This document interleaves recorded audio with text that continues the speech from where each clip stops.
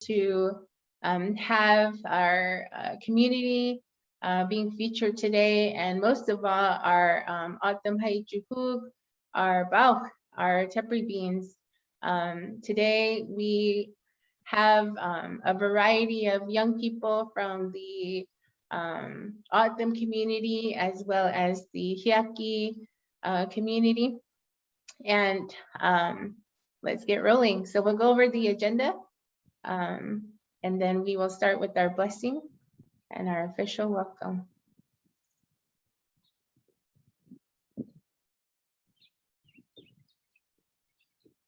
Are you ready to share the agenda, Chris?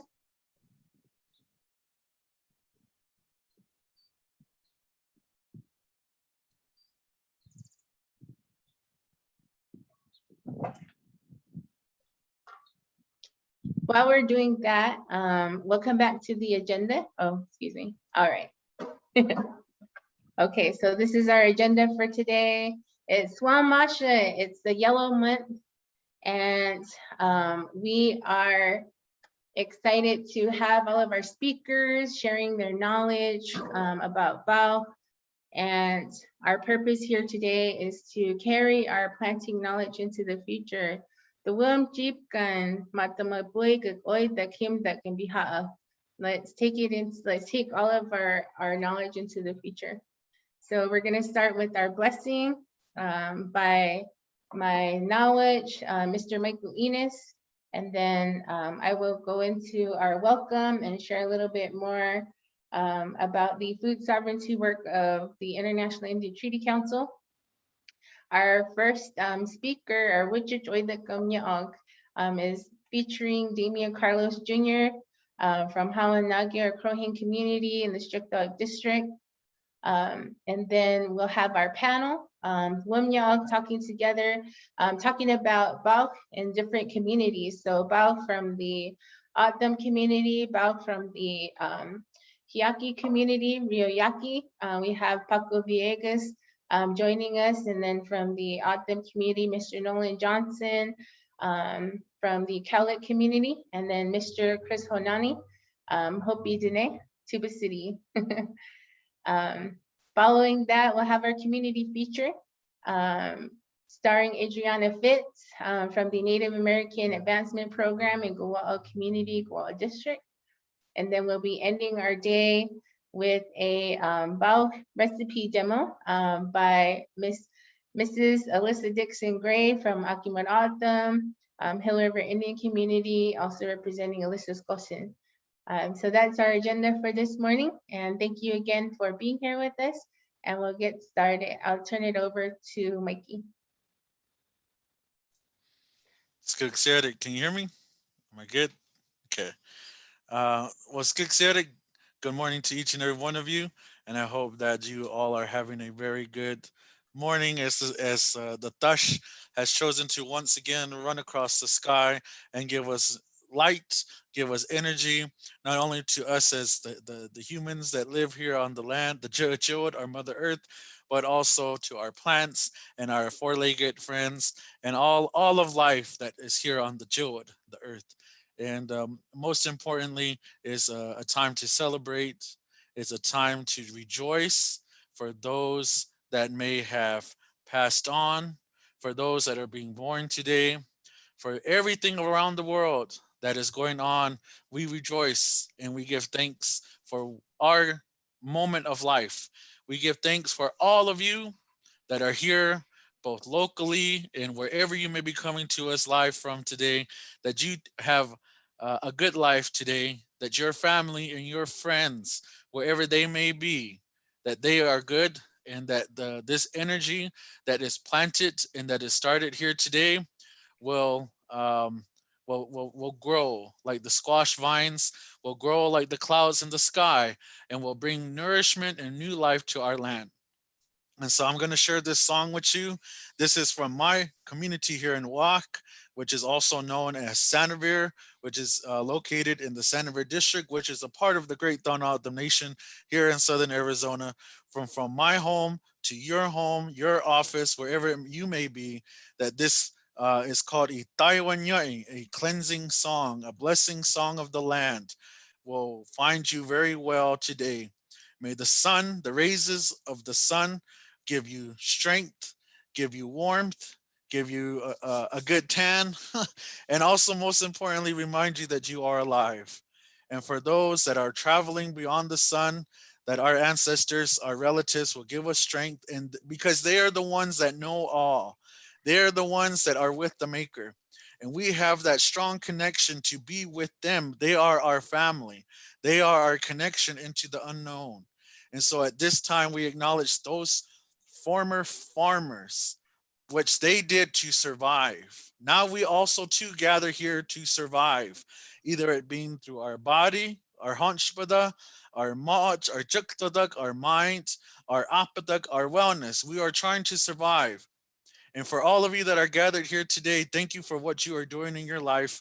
Thank you for waking up this morning. And thank you, most importantly, for whatever struggles, either in the mind, the body, and the soul, you had to overcome to get to the point where you are today, to hear my words, to hear the many words that are going to be shared today and tomorrow.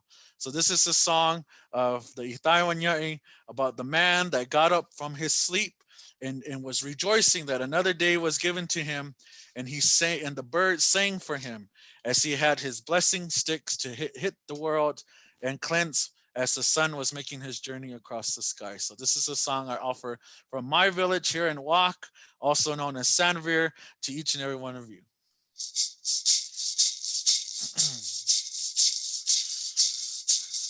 O gyare wa chukayo him siare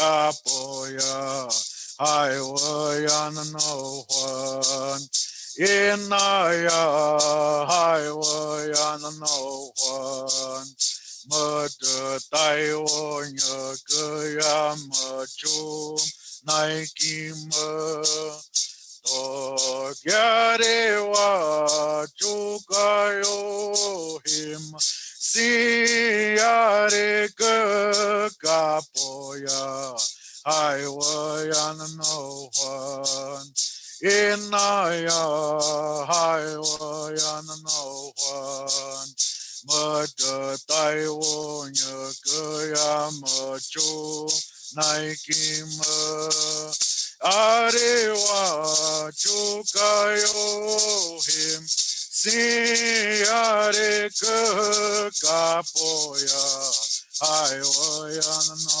one inaya hai wayan no one mada taiwonya kaya macho naikima Arewa chukayo him siare kapoya hai wayan no one inaya hai wayan no one mada taiwonya kaya macho naikima Arewa chukayo him siare kapoya hai wayan no one inaya hai wayan no one mada taiwonya kaya macho naikima Arewa chukayo him siare kapoya hai wayan no one inaya hai wayan no one mada taiwonya kaya macho naikima. So, with all good things in the world, good morning to each and every one of you. Good noontime, whatever time it may be. Let the wave of the song cleanse the world, cleanse our own life, our mind, our body, and our soul. And those that we will meet today, those partnerships that will be built today, let it grow, let it happen. And most importantly, put your swatch, your faith in front of you, for it is the Maker that guides us and brings us all together. And we rejoice for Him joining us this morning. Tahai. Apo. Thank you, Mikey. Thank you for blessing us with your good words as always and with your songs. Welcome, Skugsialik, to everyone joining us today for the second Bao e-Hemapai. As we know, these are unprecedented times, and last year we were able to have the first Bao e-Hemapai in Kamuahia or Kumobabi community in the Shtukdog district on the Thanata Nation. And so we had a really good time there, eating lots of bao, courtesy of Alyssa Skosin and Aho CSA, as well as having different presentations and conversations. And a lot has happened through the year. And I think we all, even though we've been doing this work for a while, from what has happened within the past year, we've been reminded of how important it is for us to continue to reclaim and to strengthen our t-oidag, himdag, our knowledge and our culture of planting and growing food, especially foods that are going to be nutritious and healthy, not only for our physical body, but for our mind and our spirit. So we're really happy to have everyone here today. I'm excited to have the voices of my community and other communities, especially to hear from young Oidakam. And that was my intention with putting this gathering today, is to literally pass the mic to others to share their experiences, the challenges, the successes, and what they love about doing this work, and also what they can share to continue to pass on. And so today I'm tuning in from the International Indian Treaty Council office here in Tucson, Arizona, or Shtukshon. We have had this office for about 3 years, but the International Indian Treaty Council has been around since 1974, working for the rights and recognition of Indigenous peoples all over the world. And today, the Bao gathering is in line with other food sovereignty events that IITC has hosted in other communities, centering around salmon, centering around wild rice and corn. And so, especially with the changes that we're seeing in our climate, we want to come together to celebrate Bao and everything that, all of its traits and all of its characteristics, especially in times of drought. And that's some of the knowledge that our panelists and our guests will be sharing today. Before we get started, I just wanted to share last year, part of the gathering was coming out with an outcomes document. Putting our minds together from the community to assert and reaffirm our caretaking of Bao. And so last year, I have the document here. Last year our theme was Atam Haijuhu Gowutsi Haichu Bao with the Gokudak. Our traditional foods are important or sacred, and Bao Tepary beans are our strength. So this document was put together January 17th and 18th, 2020 in the Kumobabi community. Thank you, Chris. I'm just going to read a bit here. For Achim Atam Bao, and the stories of Bao came to the people, span back thousands of years, and are considered stars in the sky, or the Tomak, the Milky Way. Specifically, there are stories of the Tomak, which is the trail of Bao, made by a man who travels across the sky with a hole in his bag made by Bun. In the summertime, Bao is planted when the first monsoon rains saturate the ground, so that the first drink that the beans take are rainwater that was prayed for. This rainwater is the breast milk of Joakachim and is important for DNA structure of the beans, as well as the overall integrity and care. Growing these beans is a ceremony within itself, because if grown traditionally and within the monsoon season, it is truly an act of faith and trust in the elements, earth and autumn working together. We are told that if the beans are grown with tap water, often they grow up to be spoiled and don't produce much. But remember that part of our stories are that Creator gave us these plants for us to use and grow, and it is a part of maintaining the balance. This document is available for anyone who would like to continue reading the whole thing, and part of our gathering this year is to also revisit this document, to edit it as a working document, a living document that we use as a foundation in our work to advocate for the rights of Indigenous peoples when it comes to our food, our right to plant, our right to clean water, and our right to land. And also within these, we utilize the UN Declaration for the Rights of Indigenous Peoples, and specifically looking within this document, Article 20, Article 29, Article 25, and Article 31 are important to recognize, to read, and to become familiar with as we move forward in our work and through all of our food sovereignty efforts that are happening throughout Indian country. So, welcome again. If you're just joining us for the second e-Hemapai, we're really happy to have you. And we're just getting started. We're going to get started with our first speaker.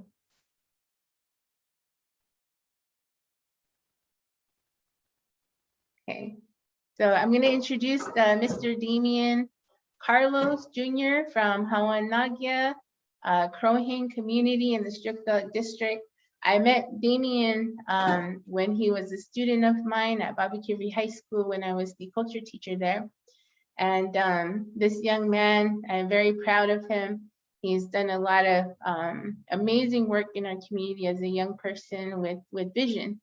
And he's done a lot, and I'm gonna let him share that. But thank you, Damian, for being here with us today. I'm very proud to have you here, and I'll turn the mic over to you. Can everyone hear me? Cool. Yes. Well, Skug Sierik, Anyan Abjigig, Damian Carlos, Anyan Amjud, Hawanagya, District of Chukshan, Ia, Donatum, Nation Jewett. Good morning, everyone. My name is Damian Carlos Jr. I'm from San Isidro, Hawanagya, from the Strickdog district. I think in a second here, Chris is going to bring up my presentation, but I just want to say thank you for IITC thinking about me and asking me to come speak here. It's actually making me pretty nervous. I don't really talk in front of people as much as I used to. But I'm just waiting for the slideshow to come up. Just a couple things about me. I turned 23 next Wednesday. That's cool. But just like Amy said, she met me when I was a student at Babakiri High School. I graduated from there 2016. And this past 4 or 5 years, I've been trying to I feel like I don't know what I'm trying to do. It's in the middle of doing it. It's just kind of one after another, but it's all about food, being in the desert, working with youth, trying to create a good sense of community and trying to make fun things happen. Yeah. Oh, somebody said happy birthday. Thank you. So here we go. Igniting wellness through restoration. So I'm really into doing environmental stuff. So we'll talk about everything. Can you go to the next slide, please? Look at that cool picture of me. That's pretty cool. So here's a list of a bunch of things I've been a part of. So within the Storytellers district, there is the Storytellers Youth Alliance. We started that at the end of 2016, still going strong. Before that, I was on the Sonoran Nation Youth Council as a representative for the Storytellers district. That was 2014 to 2016, and I'm on there again right now, the 2020 to 2022 term, and this time I'm the public relations officer as well. First time I was on there, I joined when I was 16, finished when I was 18, and that was my first time being a part of any organization, any kind of group where we're just trying to make good things happen in the community. There's a big learning process. I went to Sonoran Community College, started in 2017, finished December 2019. Got a what's it called? Associates in Liberal Arts. Very weird. I remember when I finished high school, I told myself I was never doing any more schoolwork again, but you just never know. With Unity in 2017, I was named one of the 2017 class of Earth Ambassadors, which led me to being chosen to be part of National Indian Health Board's first Tribal Youth Health Advisory Board, 2017-2018. And I was named a champion for change for the Center for Native American Youth in 2018. Yeah, next slide, please. All right, so just a couple things about Sonoran Nation's Youth Council. It was created in 1995, had some bylaws created in 2006, and it consists of 2 representatives, youth representatives from each of the 11 districts of the Sonoran Nation, and it's hosted events like Autumn Voices, Autumn Camp, and the Sonoran Youth Conference every year for a while now. And members of Youth Council are between the ages of 13 to 24. Next slide, please. So part of your duty as a Youth Council member is you're supposed to host events within your district. The whole time I was on there, my first term, I didn't do that, and I always felt bad about it. So when the next term came around, I made it like I really wanted to make something happen within my district. So I just kind of pulled random friends that I knew from my district, kind of dragged them all to come help me do some things with me. So we started meeting November 2016. At the time, Amy was a RA at TOCC, so our very first meeting was in their little dorm room. We were officially established by resolution in 2018 by the Storytellers District Council.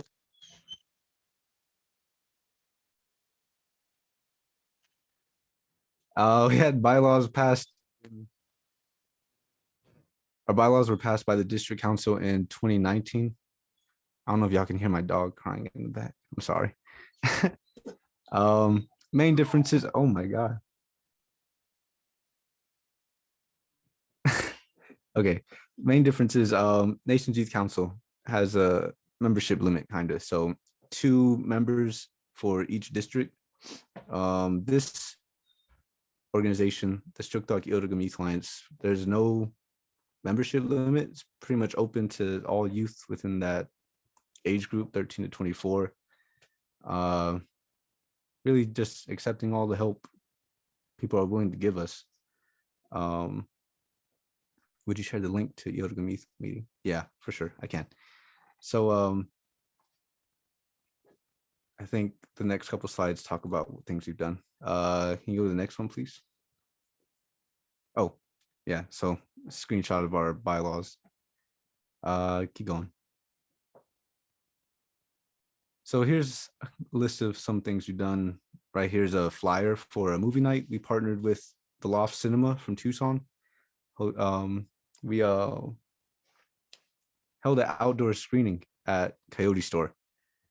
They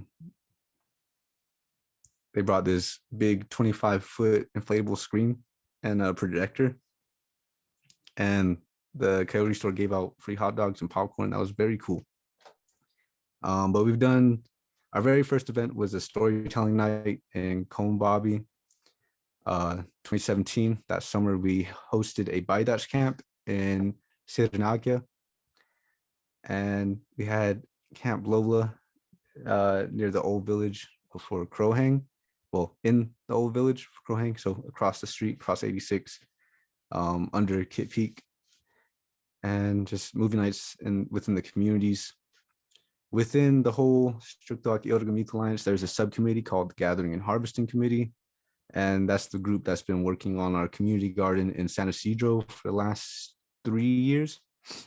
And let's see, we hosted another Baidash camp in 2018. In 2019, we didn't host a camp, but we still went out to San Pedro as often as we could during Baidash season. And we were able to cook 1 pickle jar, 1 gallon of Baidachito.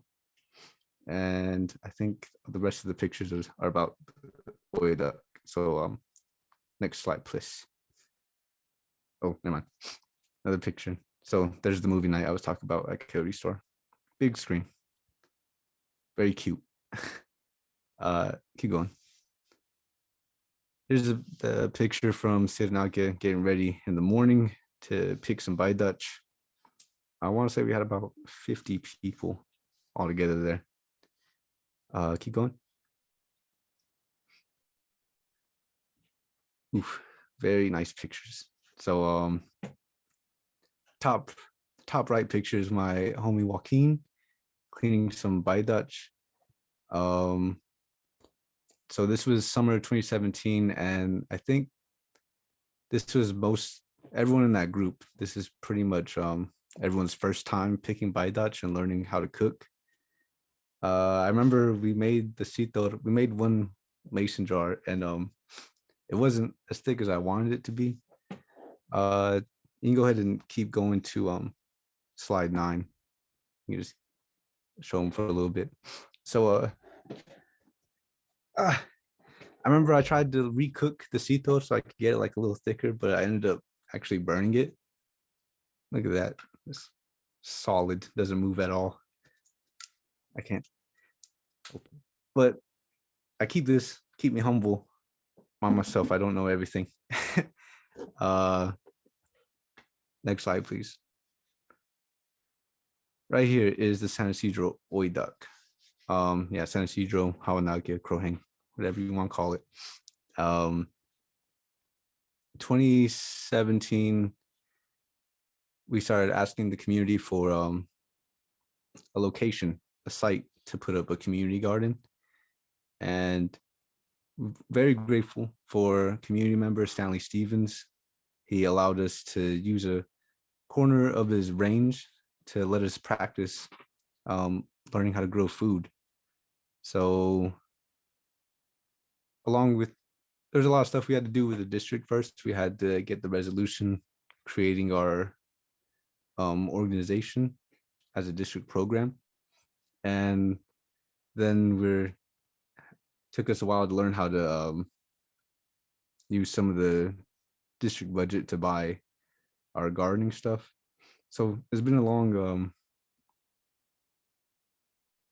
learning process, learning how to work with all those different things, all those different organizations. So right, the bottom right picture is my friend Ashen. He's from Chukukuk district. He was a student at Babakiri High School, and he's one of the main people I reach out to for help at the garden. So shout out to him. Next slide, please. Some more pictures of us putting up these fences, or this fence. And I think those mounds inside the fence, we had help from Donatham Community College's agriculture extension program, helping us figure out how much dirt we need to move to get the soil level. Next picture, please. Here it is after we finished leveling out the soil. Can you go back one? So those mounds on the bottom right picture, those mounds show how much we need to raise the soil to make it even with the other corner. And the other corner, we had to lower it a little bit. So we actually did all that by hand. We went in there with shovels and a wheelbarrow, chopped off the one corner that was too high, chopped it down, tossed all that soil into a wheelbarrow, wheeled it over about 15 feet, dumped it, and did that for about 2, almost 3 months, just going back and forth. And then we finally got it flat in the next picture. Can you go to the next slide? Yeah. And then after that, how many people helped with this? I'd say the main group that came regularly, me, Rosalina, Serenity, Ashton, Colin, and Cash. So probably 6 people that regularly came. But we've had a lot of help with everything. So the Strict Dog e-Odag Youth Alliance on paper with membership forms has just under 30 members. We have our planning meetings every 2 weeks to plan out what events we got coming up. Like lately, we've been doing a candidate forum for our district, people running to represent the district in legislative council. And so there's probably like 7 people that come to those meetings regularly. That's like a whole different group. And then the Gathering Harvesting people, another 6. And that's the main people I ask for help in harvesting by Dutch.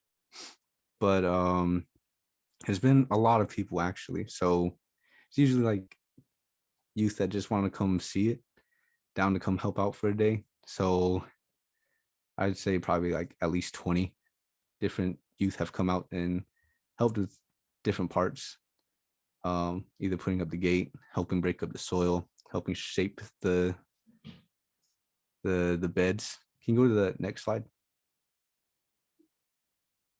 So here it is, trying to figure out how to get water in there. So we tried to shape it so when one bed overflows, it goes to the next bed, and then the next one, and then we have an overflow at the picture on the right. So top left of the garden, next to the gate, there's an overflow pipe. Empties out everything that fills up in the garden. Next slide, please. And these are pictures from last year. Try slowly upgrading it. So 2019, we thought we would get some food growing, but it took us about 5 months just to mess with the soil, trying to get it level first, and then trying to make the 3 different beds, and then make sure it's shaped right so water goes all the way down. And last year we started messing with drip irrigation systems. Just so many different obstacles came up with us trying to grow food, and we've just been learning as we go. And yeah, next slide, please. So here's a picture of the drip system all set up, and then this was all happening last year. So there's a picture of a day it rained. We're just trying to see if it's working right. Next picture, please. Or slide. Oh my gosh, so beautiful. Got corn on the bottom right, bow on the left, some hod on the top.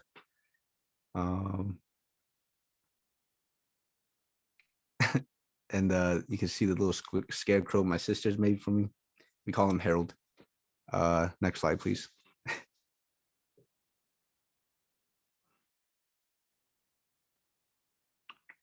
Yeah, so the picture of some of the squash we harvested. the end of October. Picture on the left is a picture I texted Clifford trying to ask him if the corn's ready, asking him how I know when food's done. I never made it this far, so I was kind of freaking out. I was kind of scared. um, just really, yeah, just learning as we do it. Next picture, please. Yeah, it's all our beans. We ended up filling one of those containers.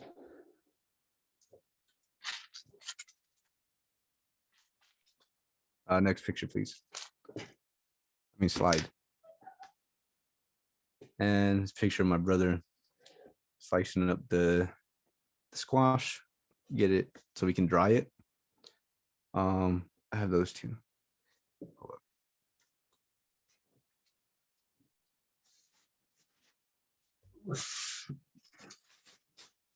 Next slide, please. Is that squash? All dried up. So that's the garden. I just want to talk about this program as well, just real quick.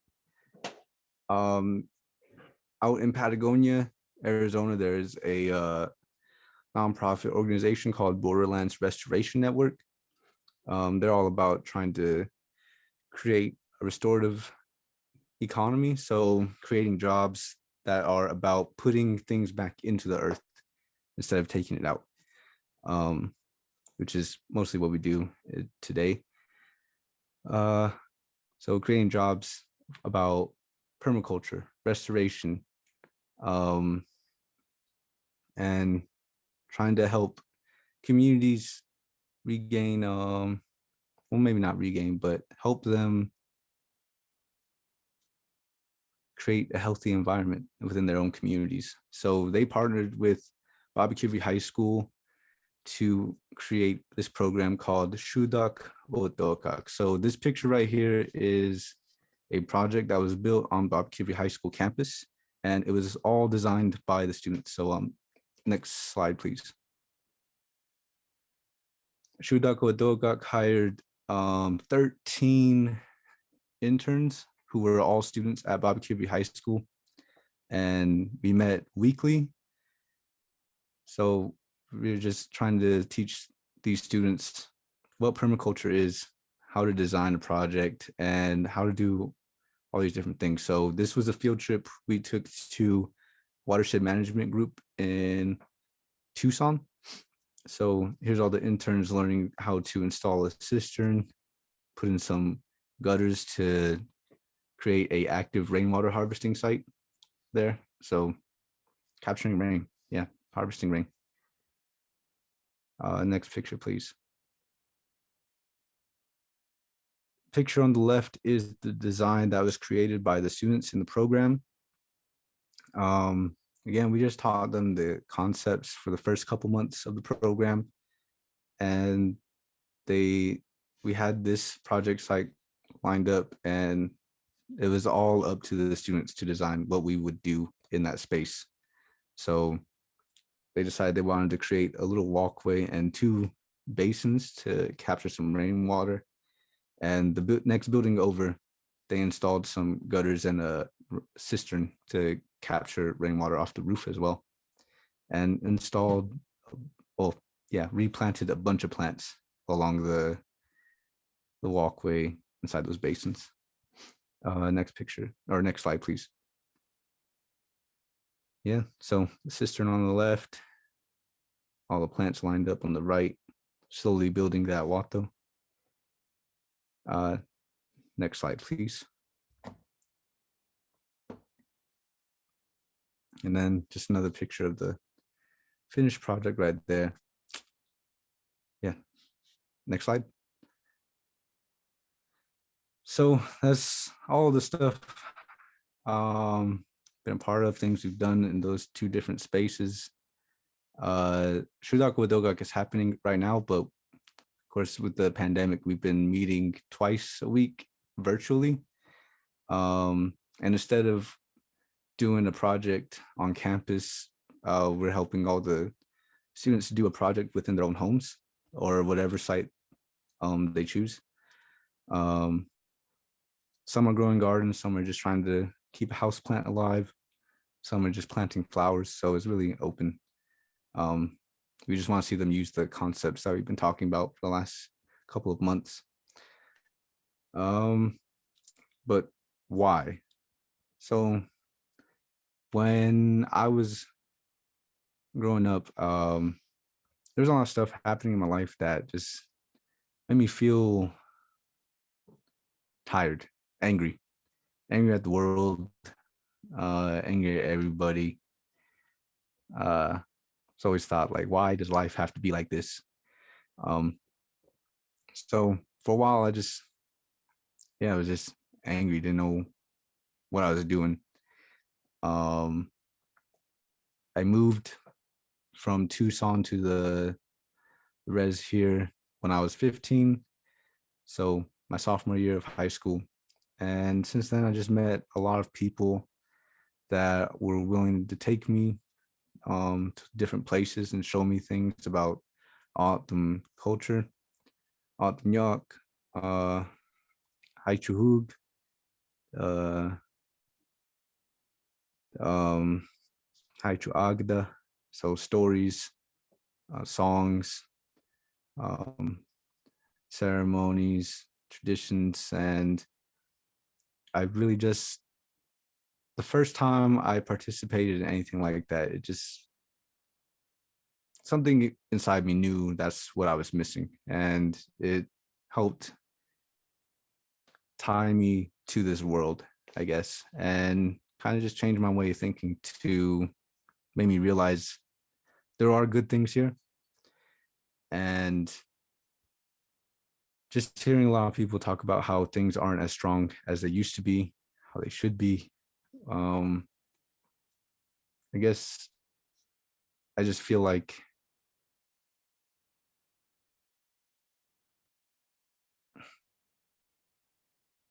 knowing the things that have happened throughout history and how things, how strong our culture and our food ways were.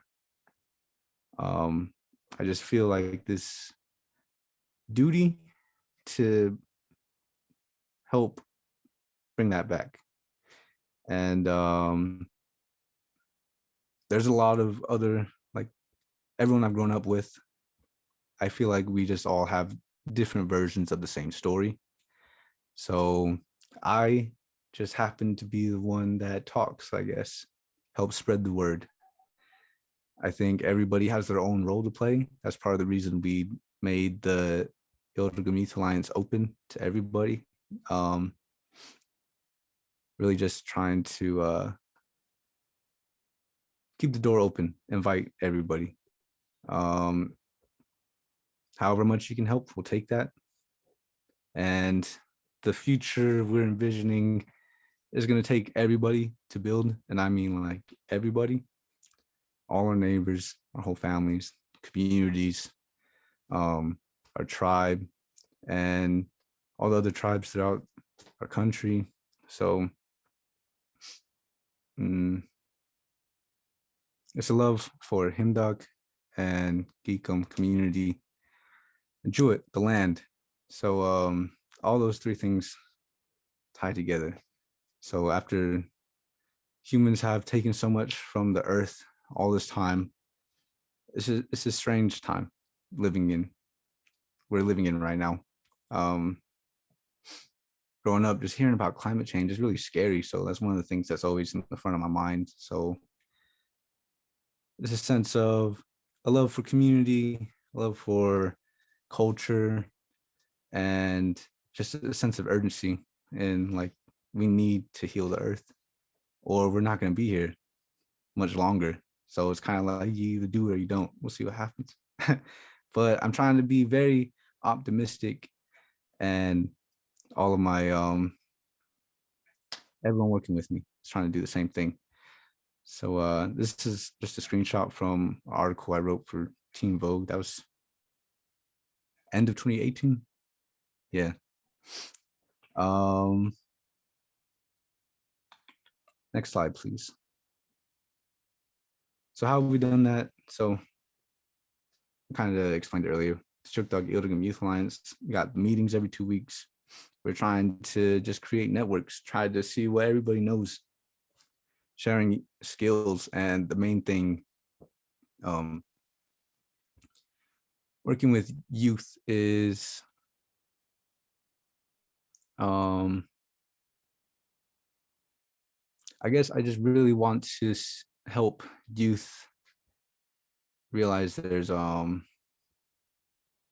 not realize, but I think everybody has their skills they're born with or skills they develop over time, and they just need a space to expand that knowledge and that curiosity. So I just want to be a person that helps fuels their creativity, allow them to just flourish and become whatever it is they'll become. And it's been a lot of volunteer work, like I said. Back in 2019, for Buy Dutch season, this is like a 2-week window. So I tried to go every day throughout the week in the evenings, and the weekends we would go in the morning and the evenings. And so say for like those 2 weeks, 14 days, if I went like 12 days, I've took a full ride, a ride full of 4 or 5 of us, but I don't think I ever took the same group of people twice, if that makes sense. So thankful for all the youth that have believed in this and were willing to waste their time in the desert with me. So thankful for all of them. So let's give a shout out to Rosalina, Serenity, Colin, Cash, Ashen, T, my brother Damari, Travel, Joaquin, Junima, Jana Lee, Andy Laurentine, Maisie Ortega, Evelyn Young. He talks with an open heart. Yeah, I try to. And another thing is, oh, I forgot. I was supposed to say this part earlier, but Geekum, love for community. I remember growing up around here, and like I went to school in Cells 3rd to 6th grade. And I just remember a lot of like the older kids being like, Cells sucks, being on the red sucks. As soon as I graduate, I'm move out, move far away. And I guess I just want to do my part to help change the narrative and help youth realize like this is my home and I should take care of it. And I love this place, and trying to create good positive energy here. And yeah, so I don't know where else to go from that. So I'll just start answering questions. Yeah.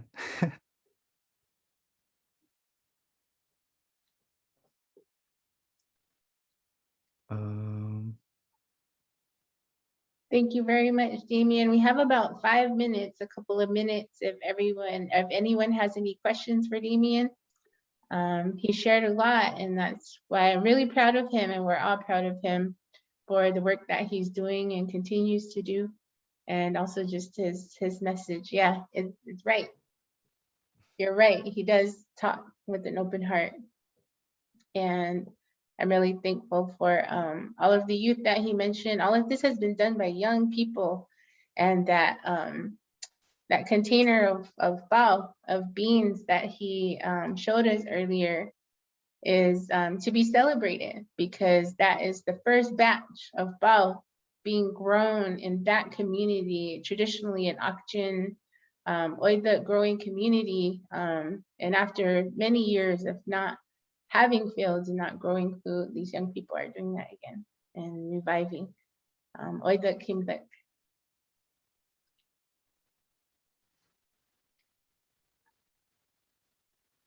You have a House question digger there in in the chat. hand. Hell yeah.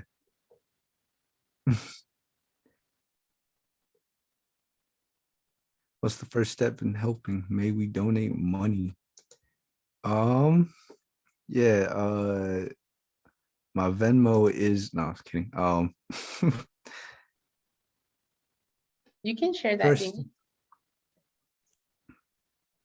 what's the first step in helping? I'll give you all my email. So hold on. How do I send a message to everybody? There we go. So we have our meetings every couple weeks. Next one will be next Wednesday. I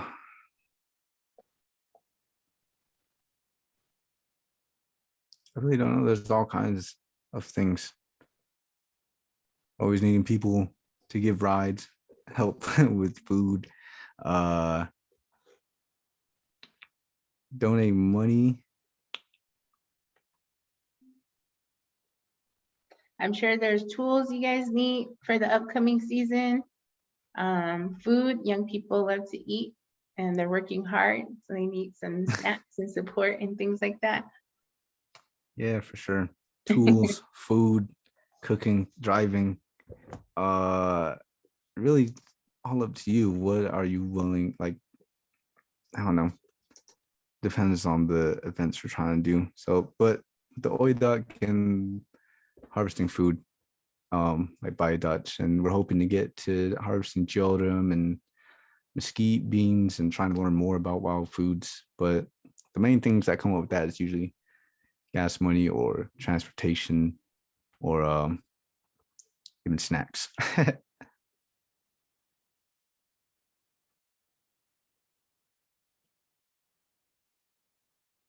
Okay. Sharp with the arrow, swift with the bow. Nice. Okay. Thank you, Damien. We're gonna start wrapping up. You did a very good job, and thank you for joining us. Thank you for being here and being our featured youth speaker. Everyone has really good comments to share, words of encouragement, and I hope that you continue to carry all of that with you and all the work that you're doing and passing it on to your peers and to your community. Shukdog District, San Isidro, Hawanagio community should be very proud of you, as I am and we all are. So Sapo, thank you for being here with us today. Thank you for having me. Thank you for listening to me. And thank you for all your encouraging words, everybody watching. Yeah, thank you. Sapo, thank you, Damien. Okay, everyone. So that's how we're starting our day, with some inspiration, some good words, and some sharing about what is happening in our communities. And next, we are going to move on to our Duwam Yog. So, we just finished with Damien, and we are going to move on to talking together. Duwam Yog in autumn is to talk together, to visit with each other, to share words. And so this panel is featuring Mr. Nolan Johnson of the Cowlick community, also Paco Villegas from the Rio Yaqui community in Mexico, and Mr. Chris Honani, Dene Hopi from Tuba City. And they are going to be sharing about bauk or tepary beans from their perspective, from their culture, from their stories and their history. And I'm really excited for us to have this conversation, to be reminded that bauk are foods, and not just the tepary beans, but corn and squash and melons and all of the good foods that we enjoy have been shared between our communities for a very long time. And we all have our history and the ways that we celebrate and enjoy bauk. So I'm going to pass the mic to the panel if they will come online. Turn your cameras on. You can see your handsome faces.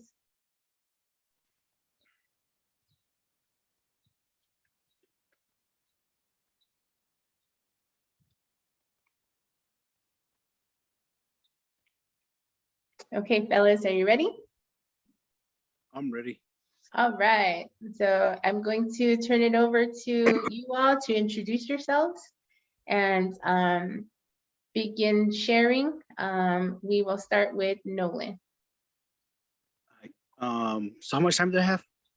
You have about 15 minutes. 2 minutes. Okay. Good morning, everyone. My name is Nolan Johnson. I'm the farm manager for Alexander Poncho Memorial Farms, located in Colic. My grandfather on my mom's side from Colic, and my dad is from Vomri. And back in 2002, I was given the opportunity to apply for a job working with Tohono Community Action. And one of the projects that they had was to bring back a traditional auction farm. And I applied. I was in Tucson at the time working.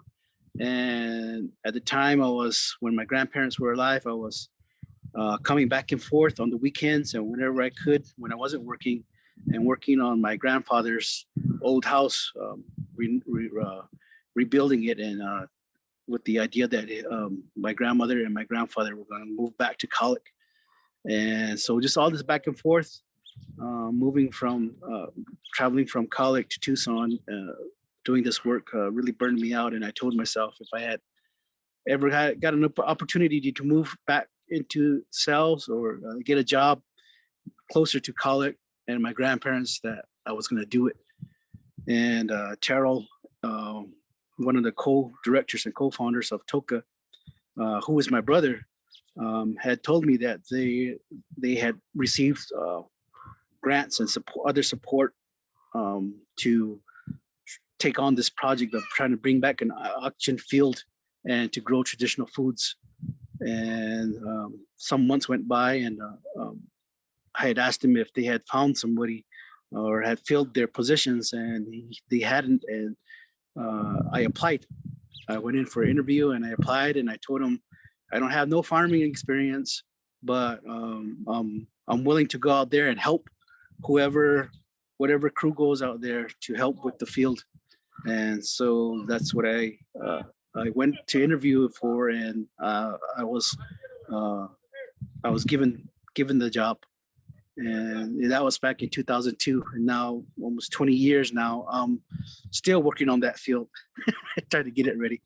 But if Chris can show the first slide, and I have some pictures that kind of go over the steps that we've done, and that basically what I see is done to prepare new gardens, new fields for the season.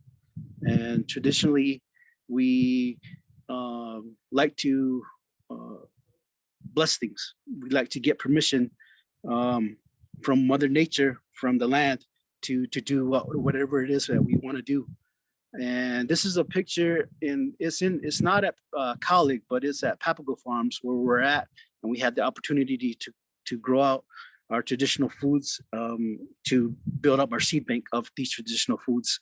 And this is, I believe, is one of our first blessings over there. I think it is the first blessing that we had over there. And this picture has become well known throughout the nation, and is used a lot in presentations and my presentations. And I like to start off with this, is that this is this was kind of the mission, or the snapshot picture that we would use to kind of explain all of what we were trying to do, what the goal and what the vision and the dream of with TOCA, and with all the staff member there and myself. And here's a picture of the late Danny Lopez singing to a squash plant. And my daughter, Isabella Johnson, who was young and running around at the time and wasn't planned to be in the shop, but ran up because she was curious to see what was going on. And there Danny Lopez was singing to a plant, asking for blessings, and she ran up, and we came up with this picture. And this is kind of what we wanna see around. And when we were doing gardens and advising people how to start fields, what we've done, we would tell them is to look up the history of the area that you're at. Make sure it's okay with family members, with the community, and to just let them know what you're doing. Let your neighbors know what you're doing. Let your family know what you're doing, so that gives them opportunity to help if they wanted to, or for you to get help. But there may be something on that land that you didn't know about, that they can tell you, the elders can tell you. Is yeah, that's good land. This is, we used to grow here, stuff like that. Or, well, you don't really want to use that right there. It's kind of, it's kind of an area where we don't want to disturb it. There's things buried there. So getting blessings or having it cleansed or finding the history is important. And I want to make that clear that when we first went to college, that's what we done. We had to ask Makais and my grandparents and the community, is this land okay where it is? And it just happened to be on my grandfather's area where he and my family did the oxygen farming. So it was great to go back to that area and to redo it. And after more than 20 years, to see it where it's at right now and the work that we've done for it and for the people. So you can go to the next slide. Traditionally, our seasons will start when the monsoon rains start. And I like the fact that Damien started with a little background and really the beginning of the season is not when the monsoon rains comes, but the harvesting of the baitach. That's our new year for the autumn, and harvesting of the baitach calls the rain. We need to harvest the baitach and make the wine and sing and dance to bring the rain in, to call the clouds and the wind to bring the rain in. So for the autumn, the new year starts with the season of the baitach, the harvest of the baitach. And so that is where I would like to say where our season starts, and not with the monsoon rains. It starts with the calling of the monsoon rains. And we don't have no well out there in Colic, so we rely on rainwater. And rainwater, we store, harvest rainwater, we store and harvest rainwater. But on a good season, if we get the rains when we need the rains, and as much of the rains that we need, we don't need to use the water that we store in ponds out there. But I have a picture that I'll show later on. But the rains come and we're in a flood zone. We're like about a quarter of a mile outside of Colic, just before you get into Colic. We're in between two major washes there. So when we get rain in Barbakiri and Fresno Canyon, depending on the amount of rain that falls over there, when the water flows through Tapawa and Tapawa Wash, there's a good chance that we get water. That doesn't necessarily have to have it rain on the field, but water flow through the washes gets to us. Can everyone hear me? Yes, we can hear you. Oh, okay. I just saw that that note. But Oh, yeah, it's I- just for translation, but Okay. we can hear you. we can go on to the next slide. Where is this actually? It's in the community of Colic. It is 12 miles southwest of Sells. Once the rains come, this was before we had any ponds built. We had found we were trenching water. We're trenching waters. Yes, in Arizona, Sells, Arizona, on the Tohono O'odham Reservation. We were trenching channels into the field, and we had kind of stumbled upon this trench that was there. Probably my grandfather had dug this with my uncles to channel water from the wash that goes by us, the field, to the field, the upper half of the field where we get the water. And this channel was there. We just cleared it out, and the tree line was pretty much cleared out. It was overgrown, but we went and we cleared the tree line, and we dug this trench out, which feeds the field. Next slide. This is one of the floods that we get. These are the kinds of floods that we get through the field. The ground there has a lot of clay in it, so the flooding that is in there does really well because the clay holds the water and keeps it in the ground for a long period of time, which is, I think, is a really good water saving or water storage ideal with the soil that we have there, just clay.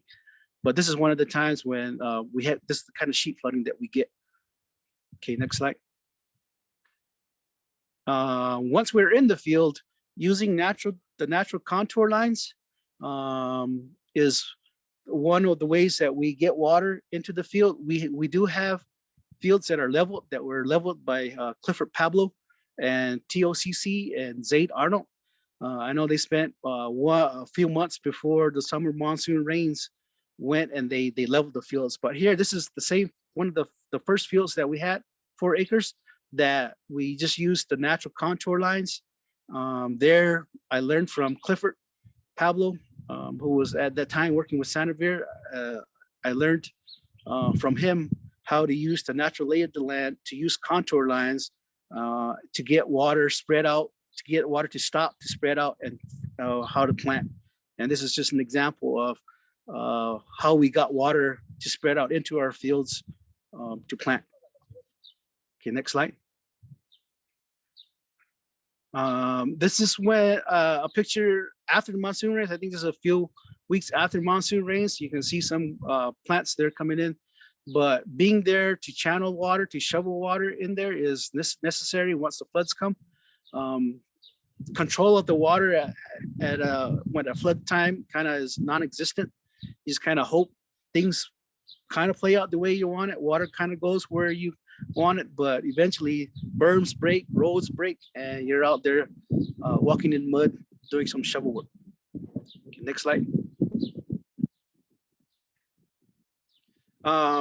Through NRCS and EQIP grant, we were able to have ponds built. We have 3 ponds built, and the numbers that the NRCS told us is that one of these ponds can easily sustain 4 acres of crops for a season, which we water ideally, if we're pumping water, 4 times out of the season. And this was just through a grant that we're able to get and have someone go out there, a neighbor, actually our neighbor, a mile north of us, Bill Weiss, who came out there and had to bring his dozer and built these ponds for us. And Bill Weiss is a farmer and is currently farming his land in Colic using irrigated pump water. Okay, next slide. So when the rains come, our ponds fill, and it took a few months for one of the ponds to fill, and just recently another pond sealed up. And so what I mean by that, when it seals up, is that the clays in there start hardening up and able to hold water instead of the water just saturating down into the ground. So that's what I mean when ponds are sealed. And this is just one of the first water harvesting that we had. Okay. Next. We do have an option when we do have water captured to pump. Like I mentioned, if it rains often enough and when we need it and as much as we need it, we don't need a pump. So for the most part, once the monsoon rains comes, we don't need a pump, but we have that option. And recently, we haven't had that rain that we normally get throughout the season, and we're looking at we may be needing to pump. Another advantage of pumping, storing when you're harvesting water and pumping it when you need to turn on the water to water your plants, is you can start your season a little earlier, or you can fill in that gap between the rains when the plants are down and you need them. But it is important for the plants to get used to the desert and to stress them out. They actually do better when they're stressed out, especially Tepary beans. But we do have a pump available for us when we need to pump, if we need a pump. Okay, next slide. Yeah, this is the difference. You can tell we're pumping water. It does take several hours to pump one section. Here is just a section that we pumped. Here you don't see that big flood where everything's wet and muddy, but you can tell in the rows they're dry. And this is one of the pumpings that we did. Okay, thanks. Next slide. After we're done pumping and we water, or it rains or floods rush through, once it's dry enough to walk on is when we plant. And this is just this is a picture of one of our first planting days in our first 4 acres. Okay, next slide.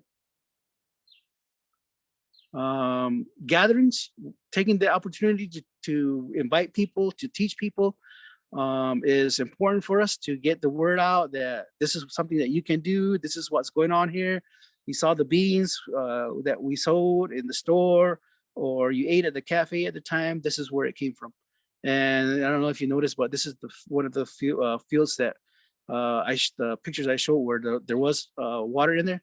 But this is one of the steps that we do is we rip, we till, we disc, we drag, and then we list, and then we plant. And this is just one of the times where we got the field we're in preparation. Okay, next slide. And this is the outcome. This is one of our first plantings in the field, one of our first seasons. I believe that's our first season. I can tell because of the hay bales in the background. They're on contour lines, and that's how we're able to get the water to flow into the field. It hits the hay bales and backs up the water to where your plants are, and pulls the water to stretch throughout your field. And there we have squash and corn coming in after the floods. Next slide. And that is it. If you can just stay on that slide. But beans, Tepary beans, we've always had good success with Tepary beans, tapao, in the field. Sometimes that's the only thing that will survive the animals and the drought, the long periods of time without water. For sure, the seasons that I planted there, we always had beans, whether it was beans from a 6-foot canopy vine of beans or a little 6-inch canopy of beans that we had, depending on the kind of water that it got, depending on several conditions. The bean has always produced for us. In good times, we have had, like I said, abundance of bean plant and producing pods to where it didn't get too much water and it just barely grew, but you still got beans. And this is just our area and some of the pictures that we've taken throughout the years from start to end. And we're still there. Like I said, I'm still learning how to do it. Almost 20 years, and it's still not to where I would like to see it. Well, we have 57 acres available to us, and right now we have about 16 acres that we have cleared, and we've worked, and we got the tree stumps out of there that we have to us. And my main goal is to, one of these seasons, is to use the full potential of the fields and grow the whole 57 acres. And that's my background and history. Uppa Nolan, thank you very much for sharing that. It brings up a lot of good memories, and the internship program and the apprenticeship programs that we had with Toka, which is where I got involved with the work too. That was our classroom, really. Our classroom, our office, and our playground. So thank you for sharing those, and we'll take some questions at the end. Next, I'm going to move on to our next panelist. Mr. Francisco Paco Villegas. And Paco will be speaking in Spanish. And so we did put some information in the chat. You should see a interpretation icon at the bottom of your screen. If you are listening in English, select English. If Spanish, select Spanish. And if the icon is not there, you may have to refresh your app or update your app. You'll be able to hear actually both the Spanish and the English at the same time if you don't have that option. So you might have to keep a close ear out. But for now, thank you, Nolan. And we'll come back to you at the end as well. Thank you, Rebecca, for sharing the information. Paco, are you ready?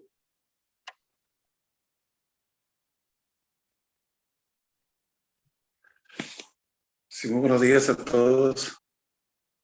¿Sí me escuchan? Good morning to everyone. Can you hear me? ¿Sí me escuchan? Can you hear me? Yes, sí.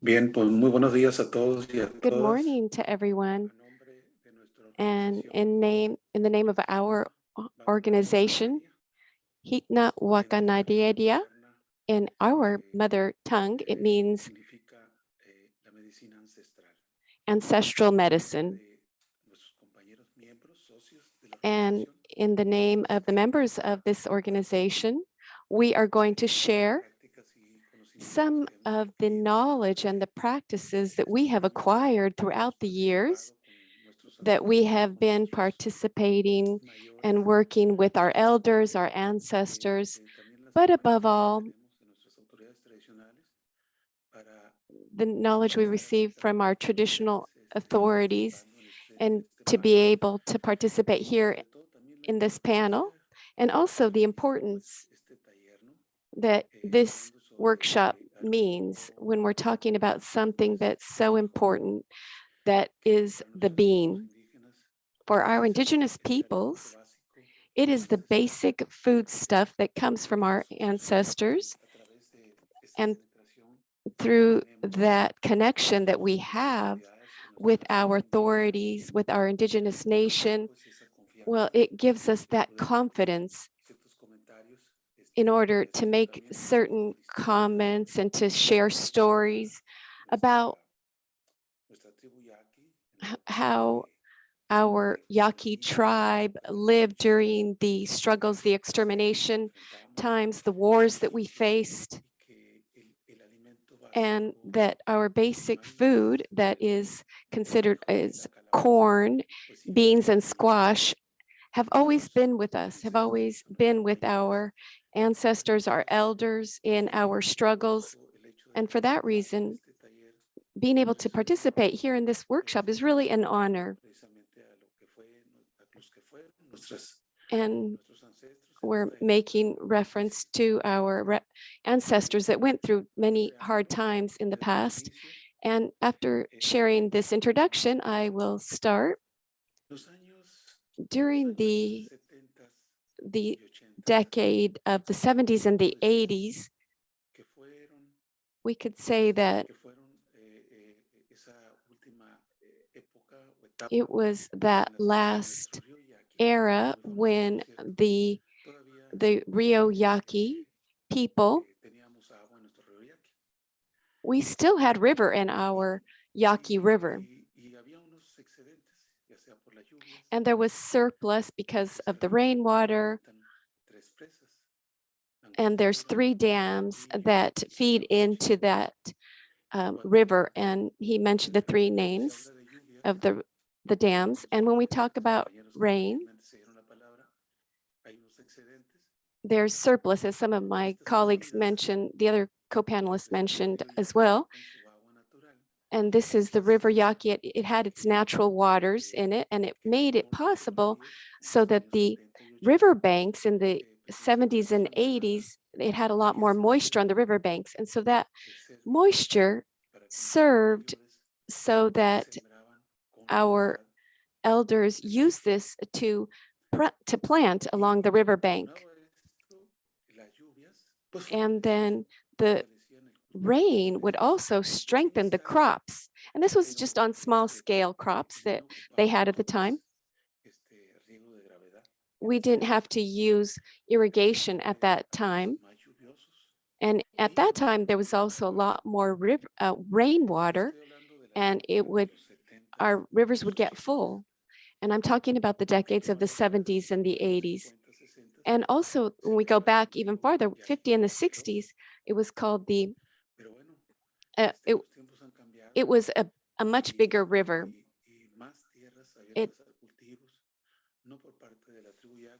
And things have changed. It was a mighty river, rushing river at that time, but people came into our territories, and then politically, they were stealing our water from the Yaqui River. And today, our river is dried, and it's so sad because that's what our ancestors used. And now we cannot use it because it is dried up. And we as an organization, Himdag, what are we doing now to contribute to the fact that we no longer have the river that's full and that our rainwater doesn't come down as it used to? What are we doing now? So through our organization, through different networks, we participate in different kinds of networks, IPESA, and the IITC, our International Indian Council. It's our starting point for our organization, and it's helping us to channel us into different activities. And we have taken advantage of this. And so currently we are working on a project where we are helping to strengthen our families by helping them to establish like backyard gardens. It's small areas in their homes that they can turn into gardens. But then we find the obstacle that we do not have water. But in order to deal with this, the resources that this foundation has, we have been able to support and help these families with their pumps, with their fences, also with their seeds. And we also use the same seed, the bean of the Tepary bean, like the t-oidag nation. And we help the families to prepare themselves so they have small gardens in their homes. And this project that we have been implementing with different foundations, with the help of different foundations, we are hoping to have like this first project is for self-consumption, for the consumption of the family, and also for the conservation of the seeds. And we want to protect the seeds for a coming cycle. And this up and coming cycle will guarantee that we can preserve our seeds, and then they can continue to conserve their seeds according to the different climate environments that they're living with, dealing with climate change. And this project isn't just to say we have this for our own consumption. No, it goes above and beyond that. There now comes a second stage, and we as an organization that we're carrying out the coordination for the next stage, we are able to select a small area and choosing the best soil, the best land, so that in the future, we can commercialize the surplus that we have. But the very most important thing is that we need to be able to be able to feed our own families in the beginning. And then within our projects, we will have a small place that will be constructed from our community. It would be like a traditional room that will be used according to the season. It will be a place that will be made with adobe, with reeds, with land, the soil that comes from our land. Fresco y en tiempo de frío. And it will help us to maintain our seeds at the time whenever it's hot or when it's cold. And this is in order to conserve or preserve our seeds so that we can guarantee that more people will be able to participate in the project if they would like to. Right now, we have 25 families that are participating in this project. And as I mentioned, they're using small parcels, but in about 1 or 2 years, we would like to include about 50 families. I think it's a good number that we have now.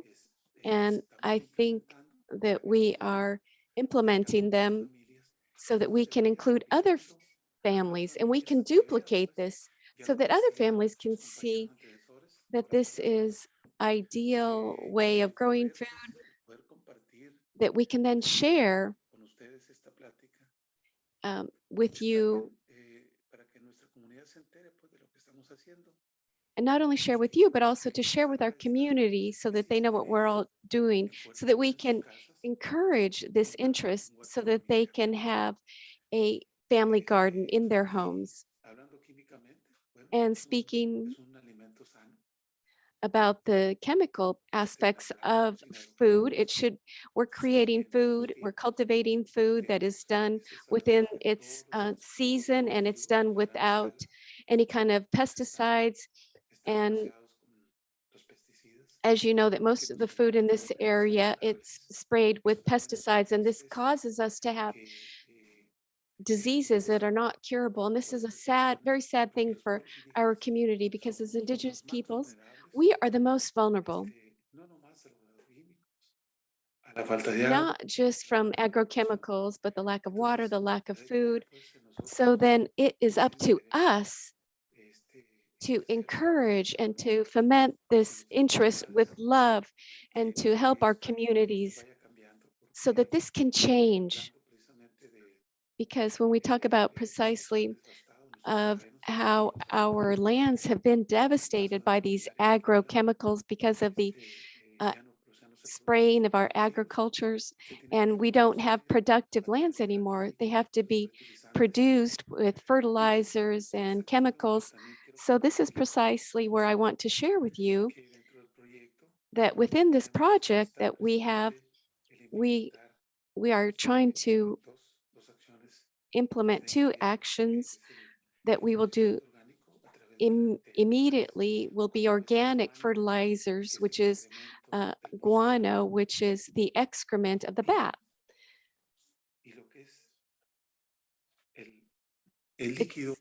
And then the liquid that comes from worms, and also the solid waste that comes from the worm. And it's a very high quality fertilizer from the earthworms.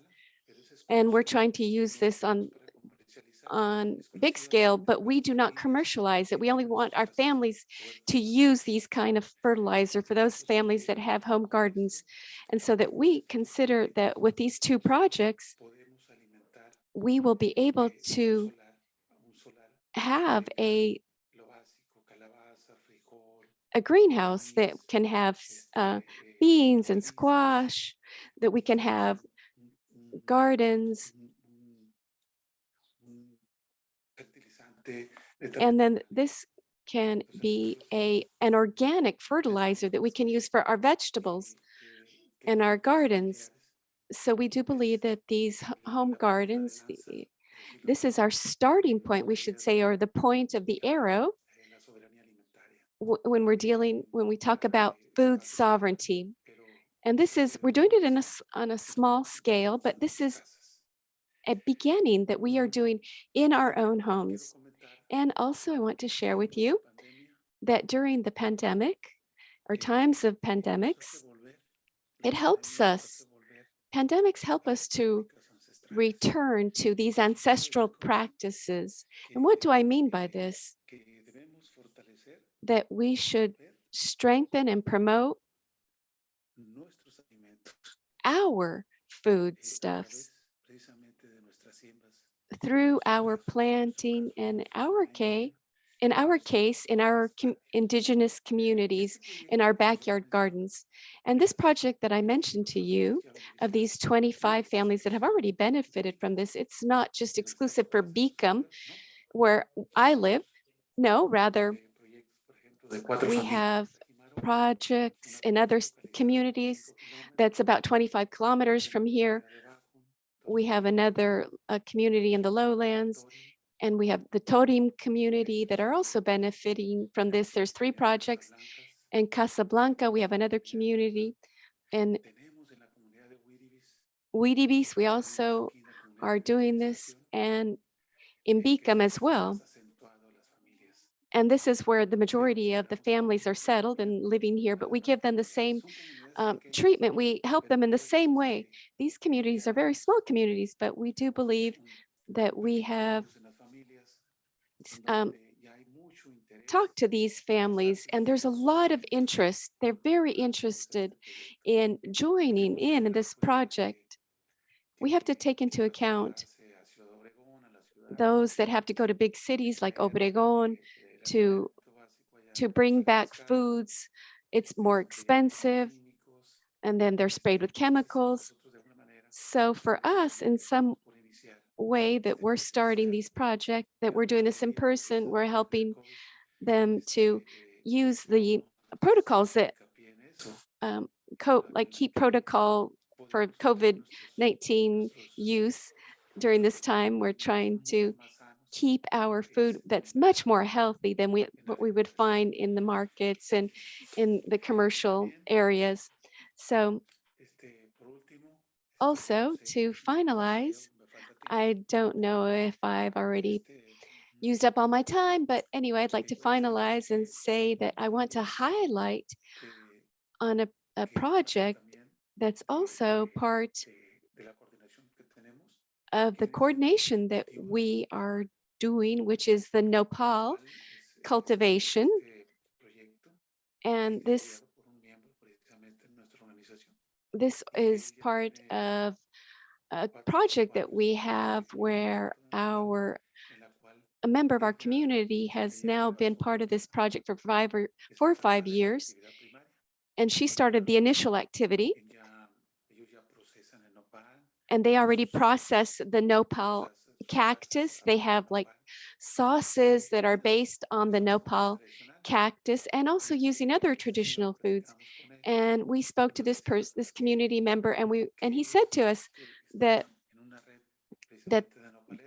they belong to a network of people that produce nopal cactus. And he said that there weren't just indigenous peoples. Unfortunately, they were trying to commercialize their product to export it. And unfortunately, they're applying these agrochemicals, these chemical fertilizers, and it's affecting nopal. They want to work and to use it just in their communities, and so they've already advanced them. They're not just at the initial stages, they've already advanced further to use it, and then maybe they can commercialize it in the local market. So this is what I'd like to feature, and to finalize, I want to tell you that our community, our indigenous Yaqui community, has 35,000 inhabitants, and we are spread out in 8 communities, and each community has their traditional garden and their traditional leaders, and we have their help in order to participate in different workshops, if it's virtual or in person. And our authorities, we inform our Yaqui authorities of what we're doing.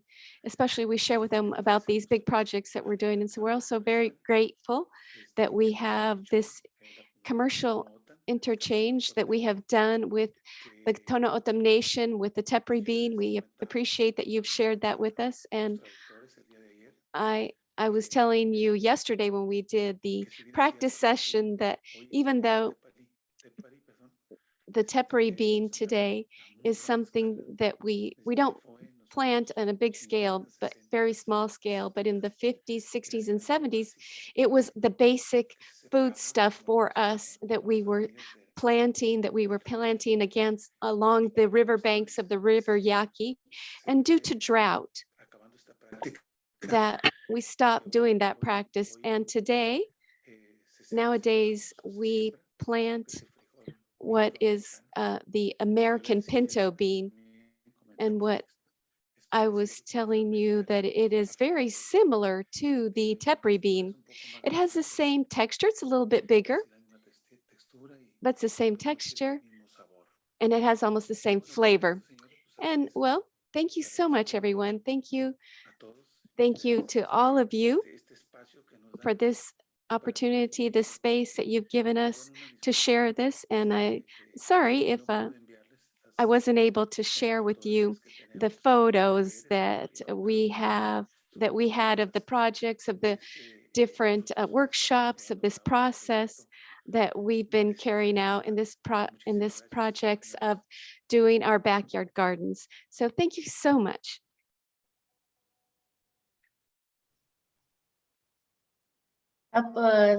Thank you, muchas gracias, Paco. Thank you for being here with us. After Chris goes, I want to share with everybody our little conversation we had in our practice about the different ways that we say beans.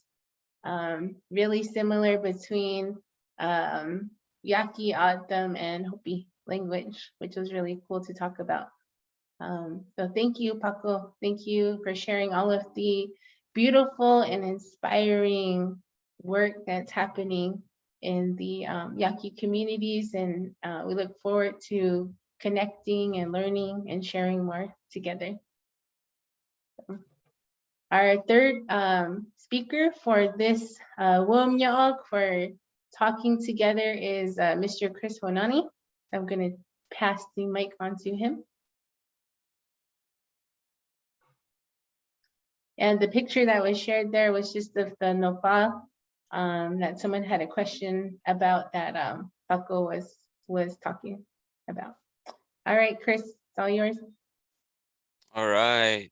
Yeah, thank you to our two panelists so far that have spoken. I really was taken away by all of your work that you're doing to protect our very special seeds, Tepary beans, and everything else that you grow.